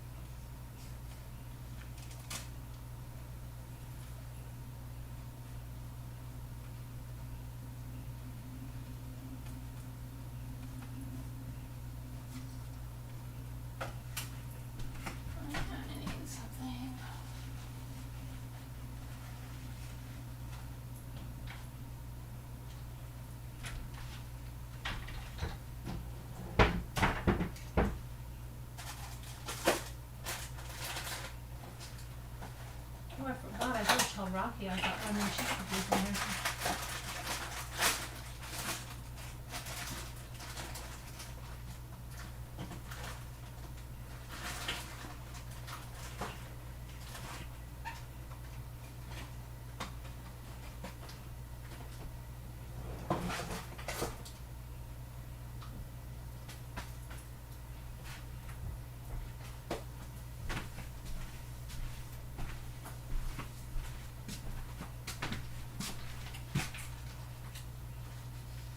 I need my scissor.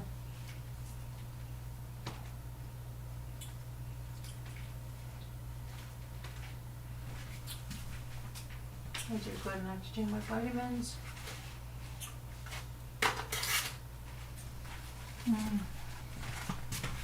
Okay.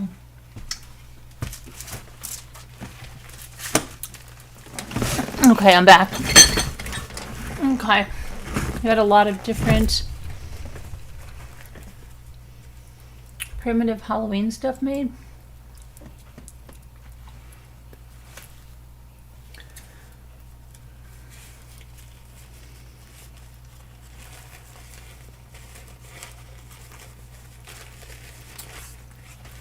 Mom of 8 did the pumpkins. Has she been on after the pumpkins? Besides the knife incident.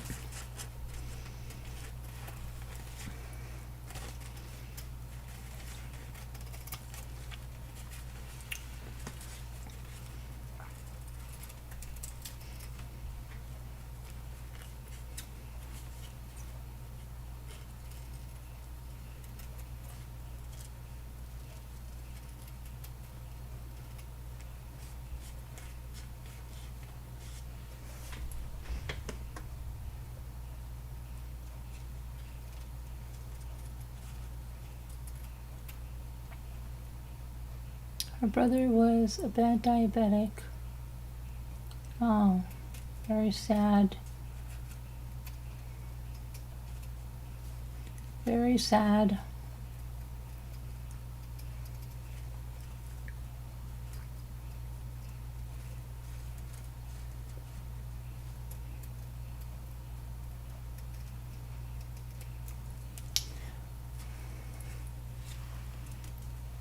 No, I forgot the most important thing.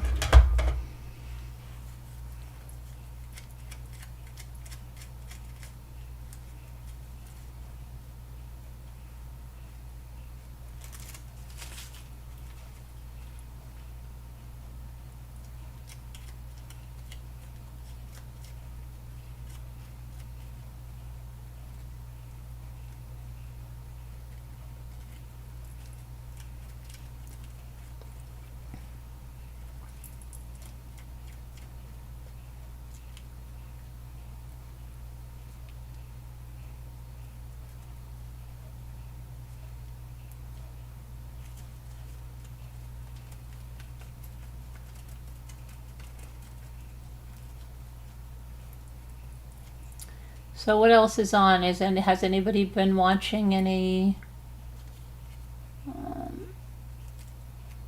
When is that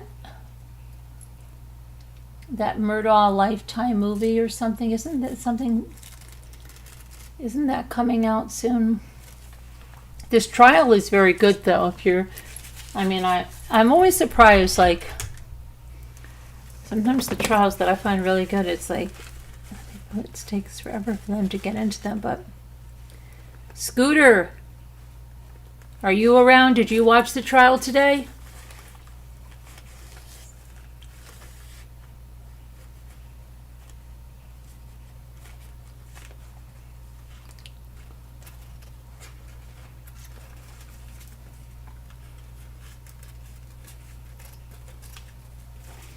Sorry, Captain Lee. Yeah, it's sad.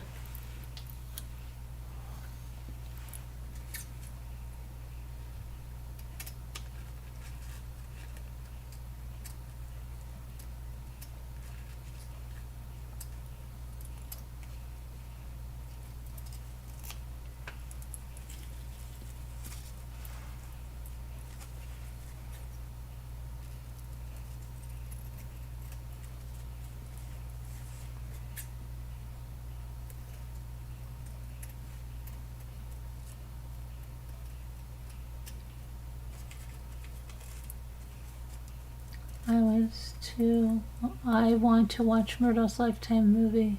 It is out?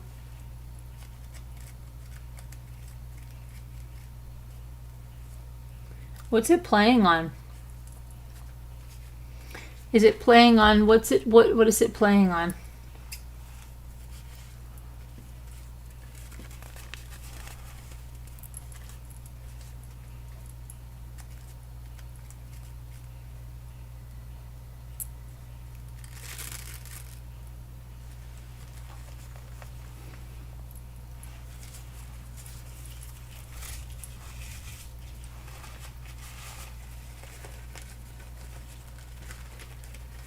Okay, yeah, tell her we're sending prayers.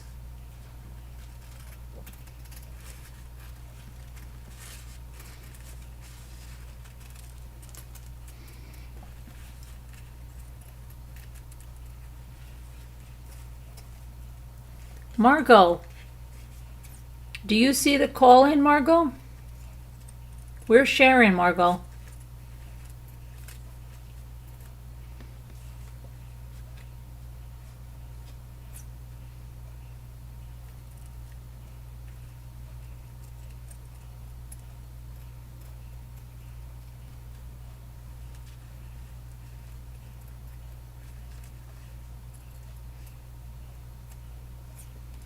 How you feeling, Beth? See Beth here? Somebody's saying Beth.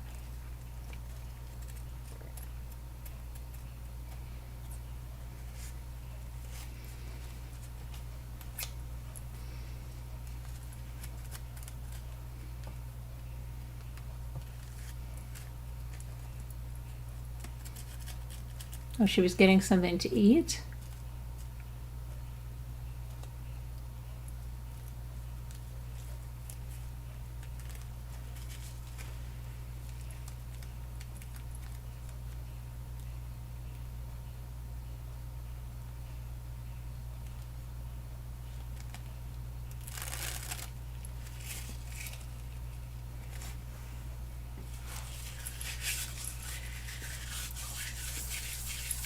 They pictured.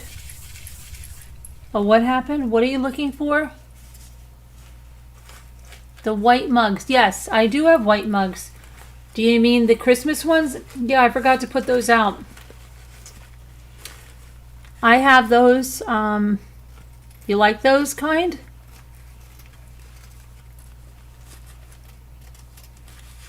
I forgot to pull those out.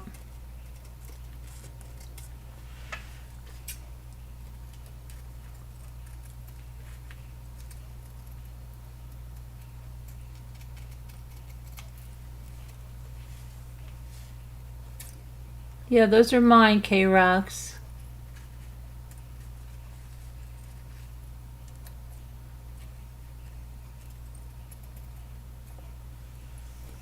You like those? Okay.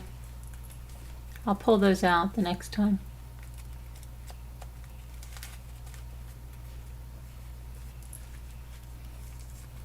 I think there's two different styles of them.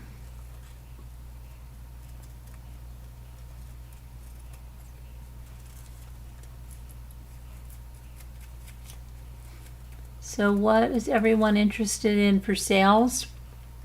Well, I don't know. I think you never know. Like anytime somebody brings a crafty thing, if they have a crafty something that's unique, a lot of people like it. There's other people that are into jewelry mostly, other people that are into teapots, other people that are into, glass, art glass. But then really purses, people like purses.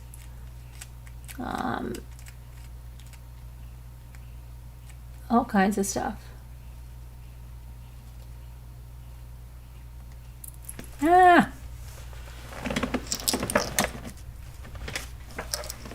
Almost lost a Santa.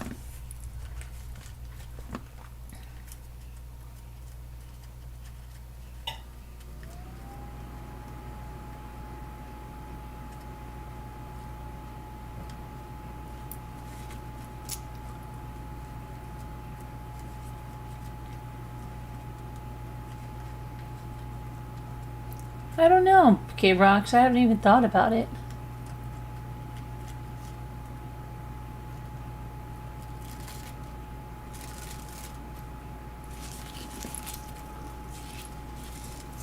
Okay. Somebody wanted a pine cone. Well, I cannot do the back anyway yet.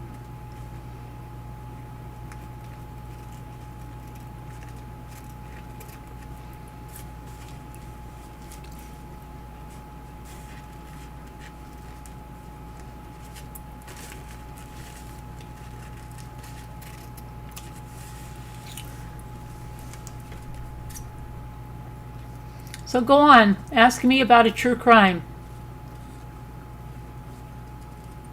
You can ask me a question if you'd like. It doesn't have to be any of the cases, it can be any case of it.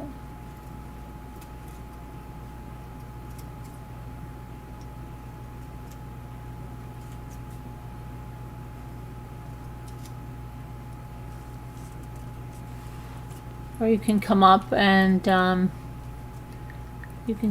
discuss.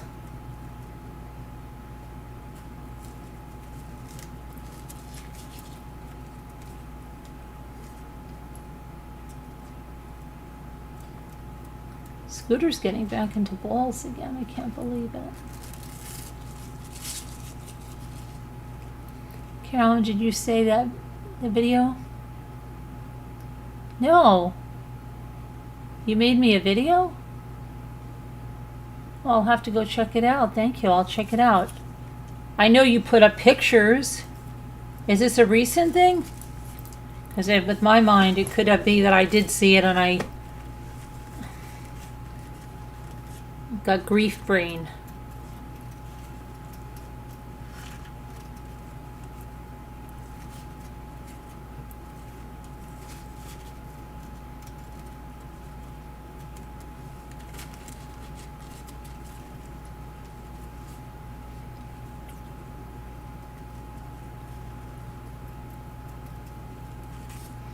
can't believe Wendy Adelson. She really pisses me off because she really, that whole family, they really had that guy killed. Like, who the hell are they? Bunch of entitled brats that just want their way, you know? They have some guy killed that they should all be in prison for the rest of their lives.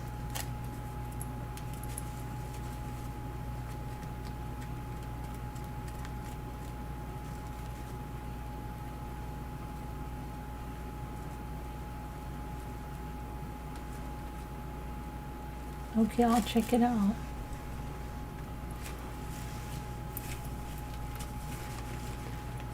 Alright, I have to go. I forgot Michelle's over there.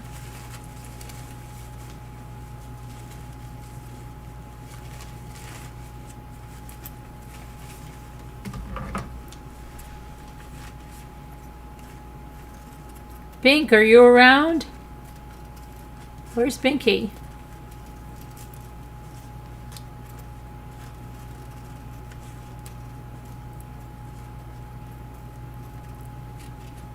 Penny's #1 fan. Where are you?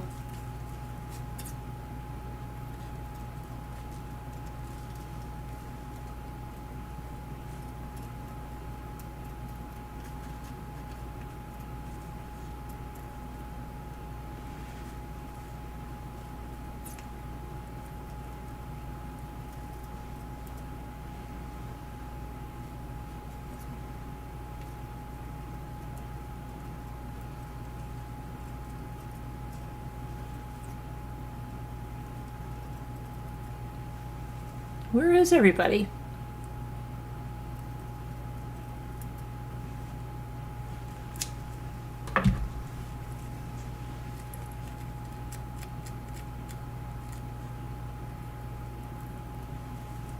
Where's Al? Al fell asleep?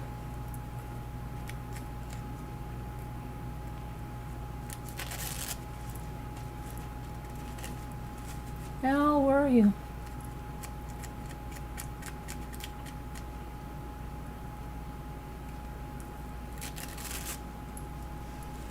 I wanted to make some shell people too, but I mean, craft night is tomorrow.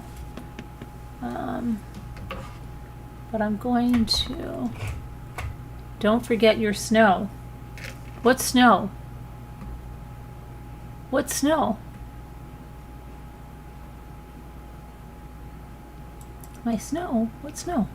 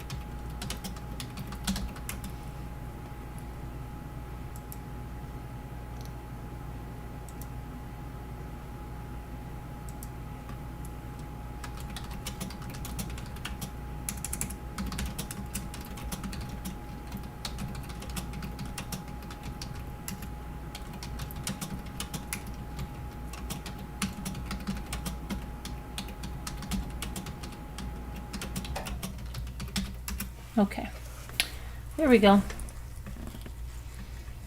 And I've got to get my shells. Hi, 61. Elle hasn't been on. She was on Zoom before I went on, but she was zoning out because we were all telling her that she shouldn't have bought this dresser that she did. Not like she listens to us, though.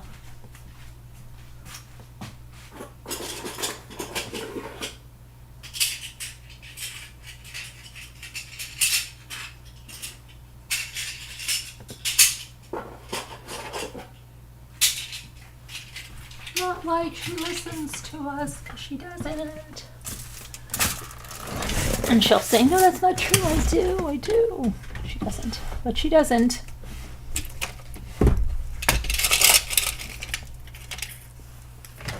I would love to look at ornaments that you make like you need to put on your mittens.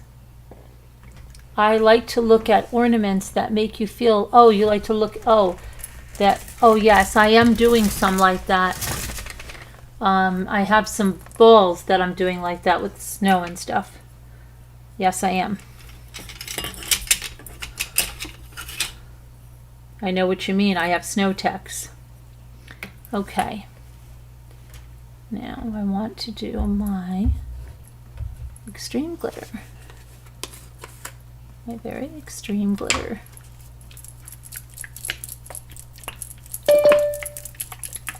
Oh, look at this.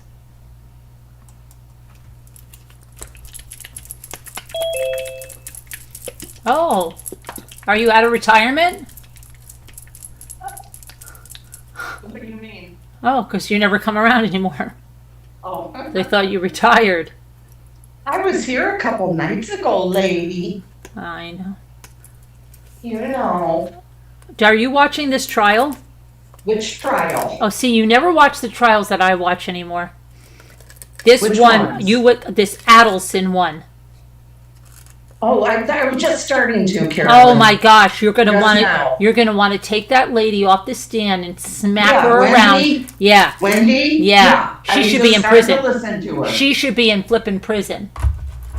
She You think actually, she'll- she actually freaking said hitman today instead of repairman. She said, "Hitman." She went like this, and I even cut a clip of it. She goes like this. Well, my mother said the hit repairman was coming on the stand today, and I can't believe more people didn't catch that. And I was like, oh my gosh. I had just got to the part where she was saying how old the kids were when he died. Oh, and did you see her brother just keeps going like this when they? What did you read those emails No. from the mother? I haven't seen anything but that. Oh my gosh, the stuff the mother wrote to her. I think we touched on it in the last trial, but I forgot about a lot of it. About dressing the kids up as the Hitler Youth. Oh my, yeah, I remember something about that. It's been so long. Anything, and tell them you're going to convert them to Catholicism. Go take pictures outside of Catholic Church. Yeah. Oh my gosh, she was crazy. Yeah, so has the brother been in jail all this time? No, he was just arrested in the April 2022. He hasn't been okay. arrested this whole time he's been out. That's what I'm saying. It's so long to get them to justice, and I really do hope she gets arrested. I hope she doesn't get away with this because she definitely knew about this. And there's no way. And that mother, too. They all knew about this. See, when I listened to her, remember when she was on the stand years ago? Yeah. At that point, I was believing her that she did not know. No, I don't believe her at all. Now I have not watched enough to see of this, up till Oh now. my gosh. Yeah, no, she's terrible. I do have to say, just for the few minutes I was watching Yeah. tonight, that she doesn't seem as cocky as before. Oh, Do you really? think? I think she does. Oh, you haven't seen a lot of her yet. Yeah, No, she's I very haven't. cocky and she's very manipulative, very calculating, and her mother is like, oh my gosh. And the brother just is making all these faces, and every time they say, did your mother call him a religious zealot? This or that, he just keeps taking his hand and bringing it down. Even Jimmy mentioned something about what the heck he was doing. I mean, it was so ridiculous. Yeah, because I haven't seen, like I said, I haven't seen much yet. Bye, K-Rocks. Bye, K-Rocks. It's, And then I started also, well, of course, I'm following the Maya trial. And then also I watched yesterday, I haven't gotten back to it yet because all these trials, the one where the eye drops? yes. Now, which one was that? Because there was a couple of eye drop murders. No, this is the one, which I had never heard of this one. It's out of Wisconsin. Same judge as Daryl Brooks, remember? Oh, yeah. But, And it's a woman that killed somebody with the eye drops? Yes. A lady that was, I believe, 60, had no children of her own. Right. worked, lived paycheck to paycheck. And when this woman's mother died, she was left, money, I guess maybe her estate and life insurance and whatever. So she said that this girl now that's accused of murdering her, she said that she thought of her as a kid, one of her kids, and then there was this other guy that she thought of as one of her kids, because she had no kids of her own. And that she was going to be leaving her money to both of them. Okay, and yeah. also the girl. Wait, but the 60-year-old is the one that got killed? Yes, with the eye drops All right. in her drink. Right. I think, yeah, okay. And, right. Hi, And, Barb Olson. Hi, Jane Doosan. and this Anyway. lady was a caretaker for her? Yes, yes. However, over the course of Barb, are you watching it? She usually knows all this I know. stuff. I thought Barb was going to be watching the Adelson one, and no, I can't believe it. She said she's going to watch it now. They say that she drank by Zane on her own. This woman did. The 60-year-old, the one that died? Yes. Why? To try to end her life? She was always drinking it, supposedly. What? Yeah. Why? And then, you got me. And then she was on all these different medications because she did have some kind of an illness. I believe she was getting disability. I don't know exactly what her illness was or her condition. And anyway, they're saying that the girl that's accused of killing her put some eye drops in her drink because that's what the lady liked to drink. Oh, come on. Yeah, Where can they get any proof of that? From anywhere? Well, the medical examiner had never even heard of it. No, but I mean that she liked to drink that. Like, what proof do they have I other haven't than the heard lady that that yet. killed her? I don't know. I've been waiting to find out. I haven't watched it today, but she was stealing all of her money. Oh, Yeah. This woman, the woman that died, did not use a smartphone. She didn't have a computer. She wasn't tech savvy. She didn't want any of that stuff. She wanted nothing to do with it. So this lady, her young friend, was handling her banking for her, took out credit cards in her name, oh, good. all this kind of stuff. Took, I guess, something like a total of maybe it was 87,000 something. And then there was more added on to where she took over $100,000. Well, the other guy that was supposed to be in her will as well, he is the one that called about something suspicious happening with this lady's money, that something wasn't right. And after he made this call to whoever, banks, or maybe it was a bank, it wasn't long after that this lady died of supposed suicide. Found in her chair, she had crushed up pills on her chest, like on her nightgown. Was she in a recliner or something?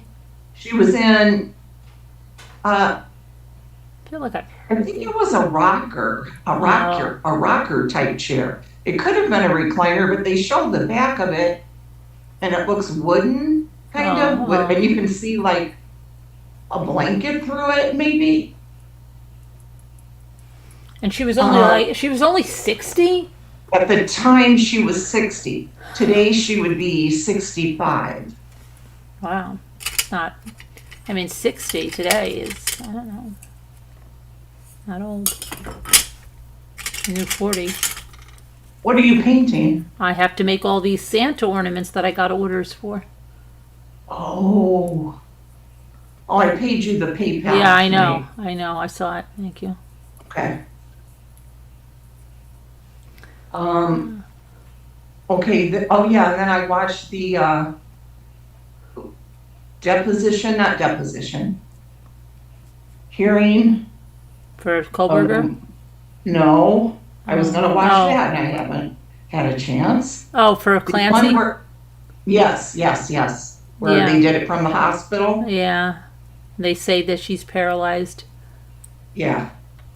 What, you don't believe them? No, I don't. I know. I don't really know. I mean, I don't know much about it. I don't know how to feel about that one. I don't know. Why? How do you feel about that? Ah, I'm kind of the same. I keep thinking of Andrea Yates though, and her I 100% know that she was postpartum psychosis. I believe her 100%. This lady, I do, but she just, Well, what about that her husband? Like, which we didn't know until yesterday that he said he thought she was addicted to benzodiazepines. oh, really? That's what just came out in the documents that I read yesterday, Oh, according to that friend. well, the way she sat there, I mean, she was there in the wheelchair, obviously. She fell out of a window. She jumped out of a window. Well, they said fell. Oh, well, they say because they say she was on the windowsill hanging or something. Mm-hmm. I think she had to have been in a psychosis to do that. But I don't know. No, she'd have to be, though. She'd have to be. I don't know why I'm not convinced. It's weird. It's because she had to strangle 3 children, and the one fought so hard. They said. Yeah. Very true.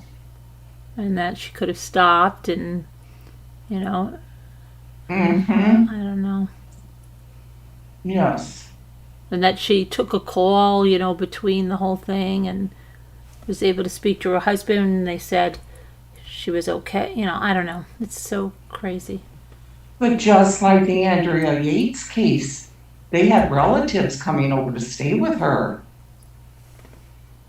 And remember, Rusty's mother was there to help Andrea in the mornings, and Andrea killed the kids within that 20 to 30 minute gap before the mother-in-law would show up.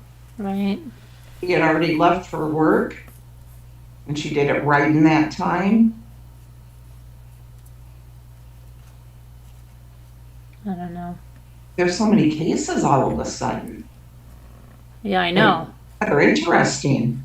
I know, but this Adelson, this I really can't stand her, the mother or the brother, and he's definitely going to be guilty. I mean, the stupid defense they have that they're blaming it all on the girlfriend and that they were the extorted ones. Come on. They have his wiretap thing. This guy is like, they're all a bunch of entitled, oh, I don't like this, so I just kill him. Kill him. Mm-hmm. And she's a lawyer and she doesn't even know what contempt of court is. Are you kidding me? Or what can happen? Is that what she said? Yes! They said, do you know what contempt of court is? And she's like, I think she said something, when you don't do what the judge wants you to do? Like, she sounded like a little kid. And then they said, do you know what could happen if you're found in contempt of court? You don't know? No. Could you go to jail? Maybe. Like, she didn't know. And then another thing, she tried to act really stupid on court document, and she's like, where would the date be on this? She's a lawyer, for crying out loud, okay? Yes. She's acting like a little girl on this stand. Like, she reminds me of a little, she's trying to be like a little teeny bopper girl or something. Like, I don't know, just act really No, I don't think my mother's controlling. I think she's overprotective. Oh, you don't think your mother was controlling? No. Gosh. Really, Farmhouse High, she said that she was having mental issues a month before. Leaving Yes. her alone with the kids shouldn't have happened. Right, yep. That's why the families were coming over when he was at work. So she wouldn't be left alone with the kids. No, we're talking about two different cases, really. Adelson, and what's that other one we're talking about right now? Clancy. Clancy. I keep wanting to say Candless or something.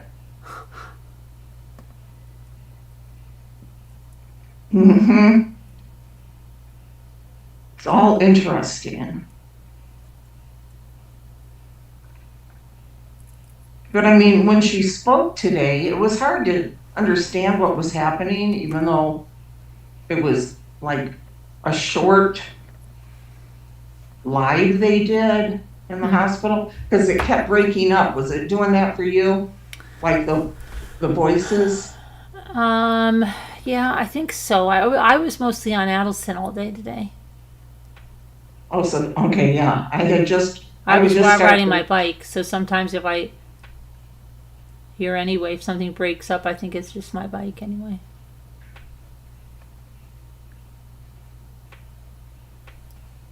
Yeah, I don't know. To me, just the part where, like I said, I just started watching it. I thought she seemed like she's, because they said that this testimony cannot be used against her. However, it cannot stop her from being prosecuted. And to me, it seemed like that really kind of, even though she knew, it seemed like she wasn't as arrogant about it. Oh, you're talking about Wendy. Yeah, now I'm back and forth, yeah. Yeah, but then they said you're an unindicted co-conspirator. That's what they said. Is that The what they prosecution said? has you as an yes. And I'm like, yeah. Oh, and there's another one that's supposed to start in November. Hopefully it really does. It's the one about that Jason Corbett, where he married the nanny, a woman that was a nanny after his wife died of an asthma attack. He lived in Ireland. Oh, Remember I told you I read the book, how good the book was? It was a book. I think it was on 48 Hours, wasn't it? Oh, I'm sure they've done it on there. Wait, sure. how long ago was it? Yeah. What, did you just read the book? No. How No. long? What's the book called? I can't remember. Oh my goodness. I don't know if it's on my Kindle or if I got it from the library. Okay, and he married. It was Okay, his sister. His sister wrote the book. so wait a minute. Tell me what happened again. Okay, his name was Jason Corbett. Right. Like my. Oh, I was gonna say, where do I know that name from? Okay, I Yeah, think of that's- that Waltons, Mary Beth No. That's my maiden name. Right. So So you just maybe that's why it stuck with me. The right, wife was named Molly. right. Yeah, Molly Corbett. Her father was an FBI agent, retired, I guess. Anyway, she wanted these kids. She loved his kids. And wanted, like custody of his kids or whatever. The au I pair, don't, the nanny. yeah, Okay. she wanted those kids. And she wanted him too. And he moved from Ireland to North Carolina to be with her. But wait a minute. Hold on a minute. Wait a second. Was she their nanny when he was married to someone else? No. He never remarried except to her. Okay, wait a No. second. But hold on a minute. What happened to this Okay, guy's wife? Let me find it. I'll read it. Hold on. Let me read you the synopsis. What happened to his wife? That'll make more sense. She died, I said, of a Oh, she died of a what? asthma. Oh, so, but was it suspicious? No, not at all. Not Oh. at all. Uh-uh. And then he just hired this au pair, you mean? Because he was single? Yes. Yes. And she wanted the children. Well, And then they started having an affair? no. She went there. Yeah, but she went there to be an au pair, but then she ended up falling in love with him? Right. They fell in love or whatever.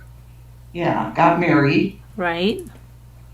And then, but she was always really weird, the sister said. Very strange. Okay? And she was Let me from look it Ireland? up. I'm gonna She read was this. from Ireland? He was. Oh, he was.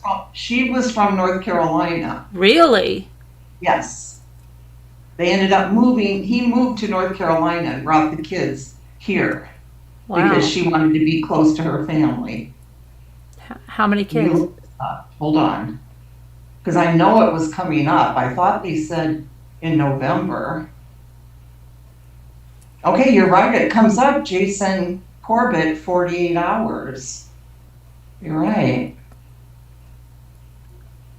Let me see here now. And she's going to get another trial, a new trial. Does she have red hair? No, blonde. No.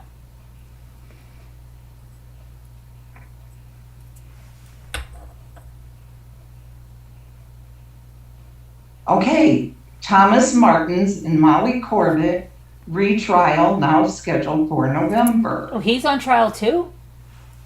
Yeah, her father. Yeah. Her father? Yep. They were both found guilty. What did they do? Here, let me read this synopsis to you. The retrial for Molly Corbett and Thomas Martins has been pushed back to November. It is unknown at this time why the trial was postponed. It's supposed to start November 6th. Ahead of their initial trial, Martins and Corbett's team pushed to have the case moved, citing concerns about whether the case could be fairly tried in Davidson County. But their request was ultimately denied. As the case now heads towards retrial, Forsyth County resident Superior Judge David Hall said that he would allow the case to move to Forsyth County, a victory for the two defendants. Okay, let's see if, come on, I want to get down to where it says what happened. Blah, blah, blah, blah. Okay, prosecutors allege that Molly Corbett and her father, Thomas Martins, beat Molly's husband, Jason Corbett, to death with a paving brick and a baseball bat on August 2nd, 2015. During the case, both of them argued self-defense, saying that Jason had strangled Molly. Thomas has said that he beat Jason in a life and death struggle.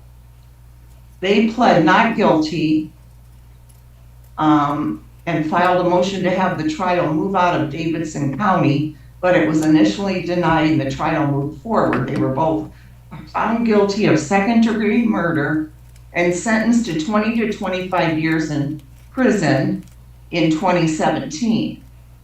The State Court of Appeals overturned those convictions. Let's see. But why? It doesn't. Why was it overturned?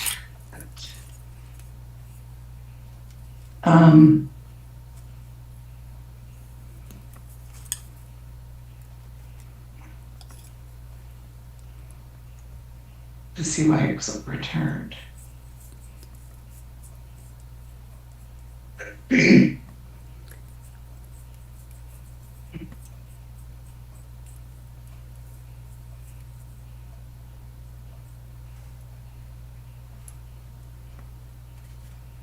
Yeah, let's see.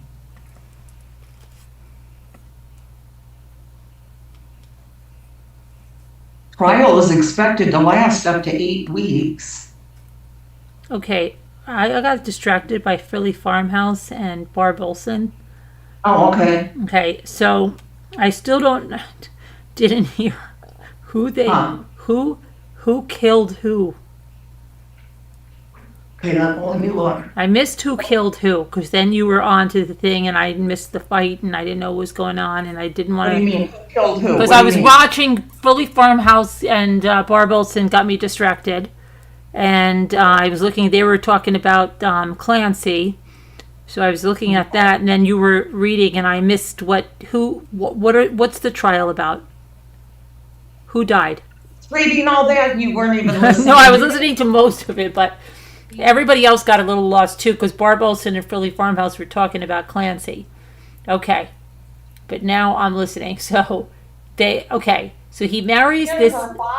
She and her father killed Jason upstairs. Oh, in her they killed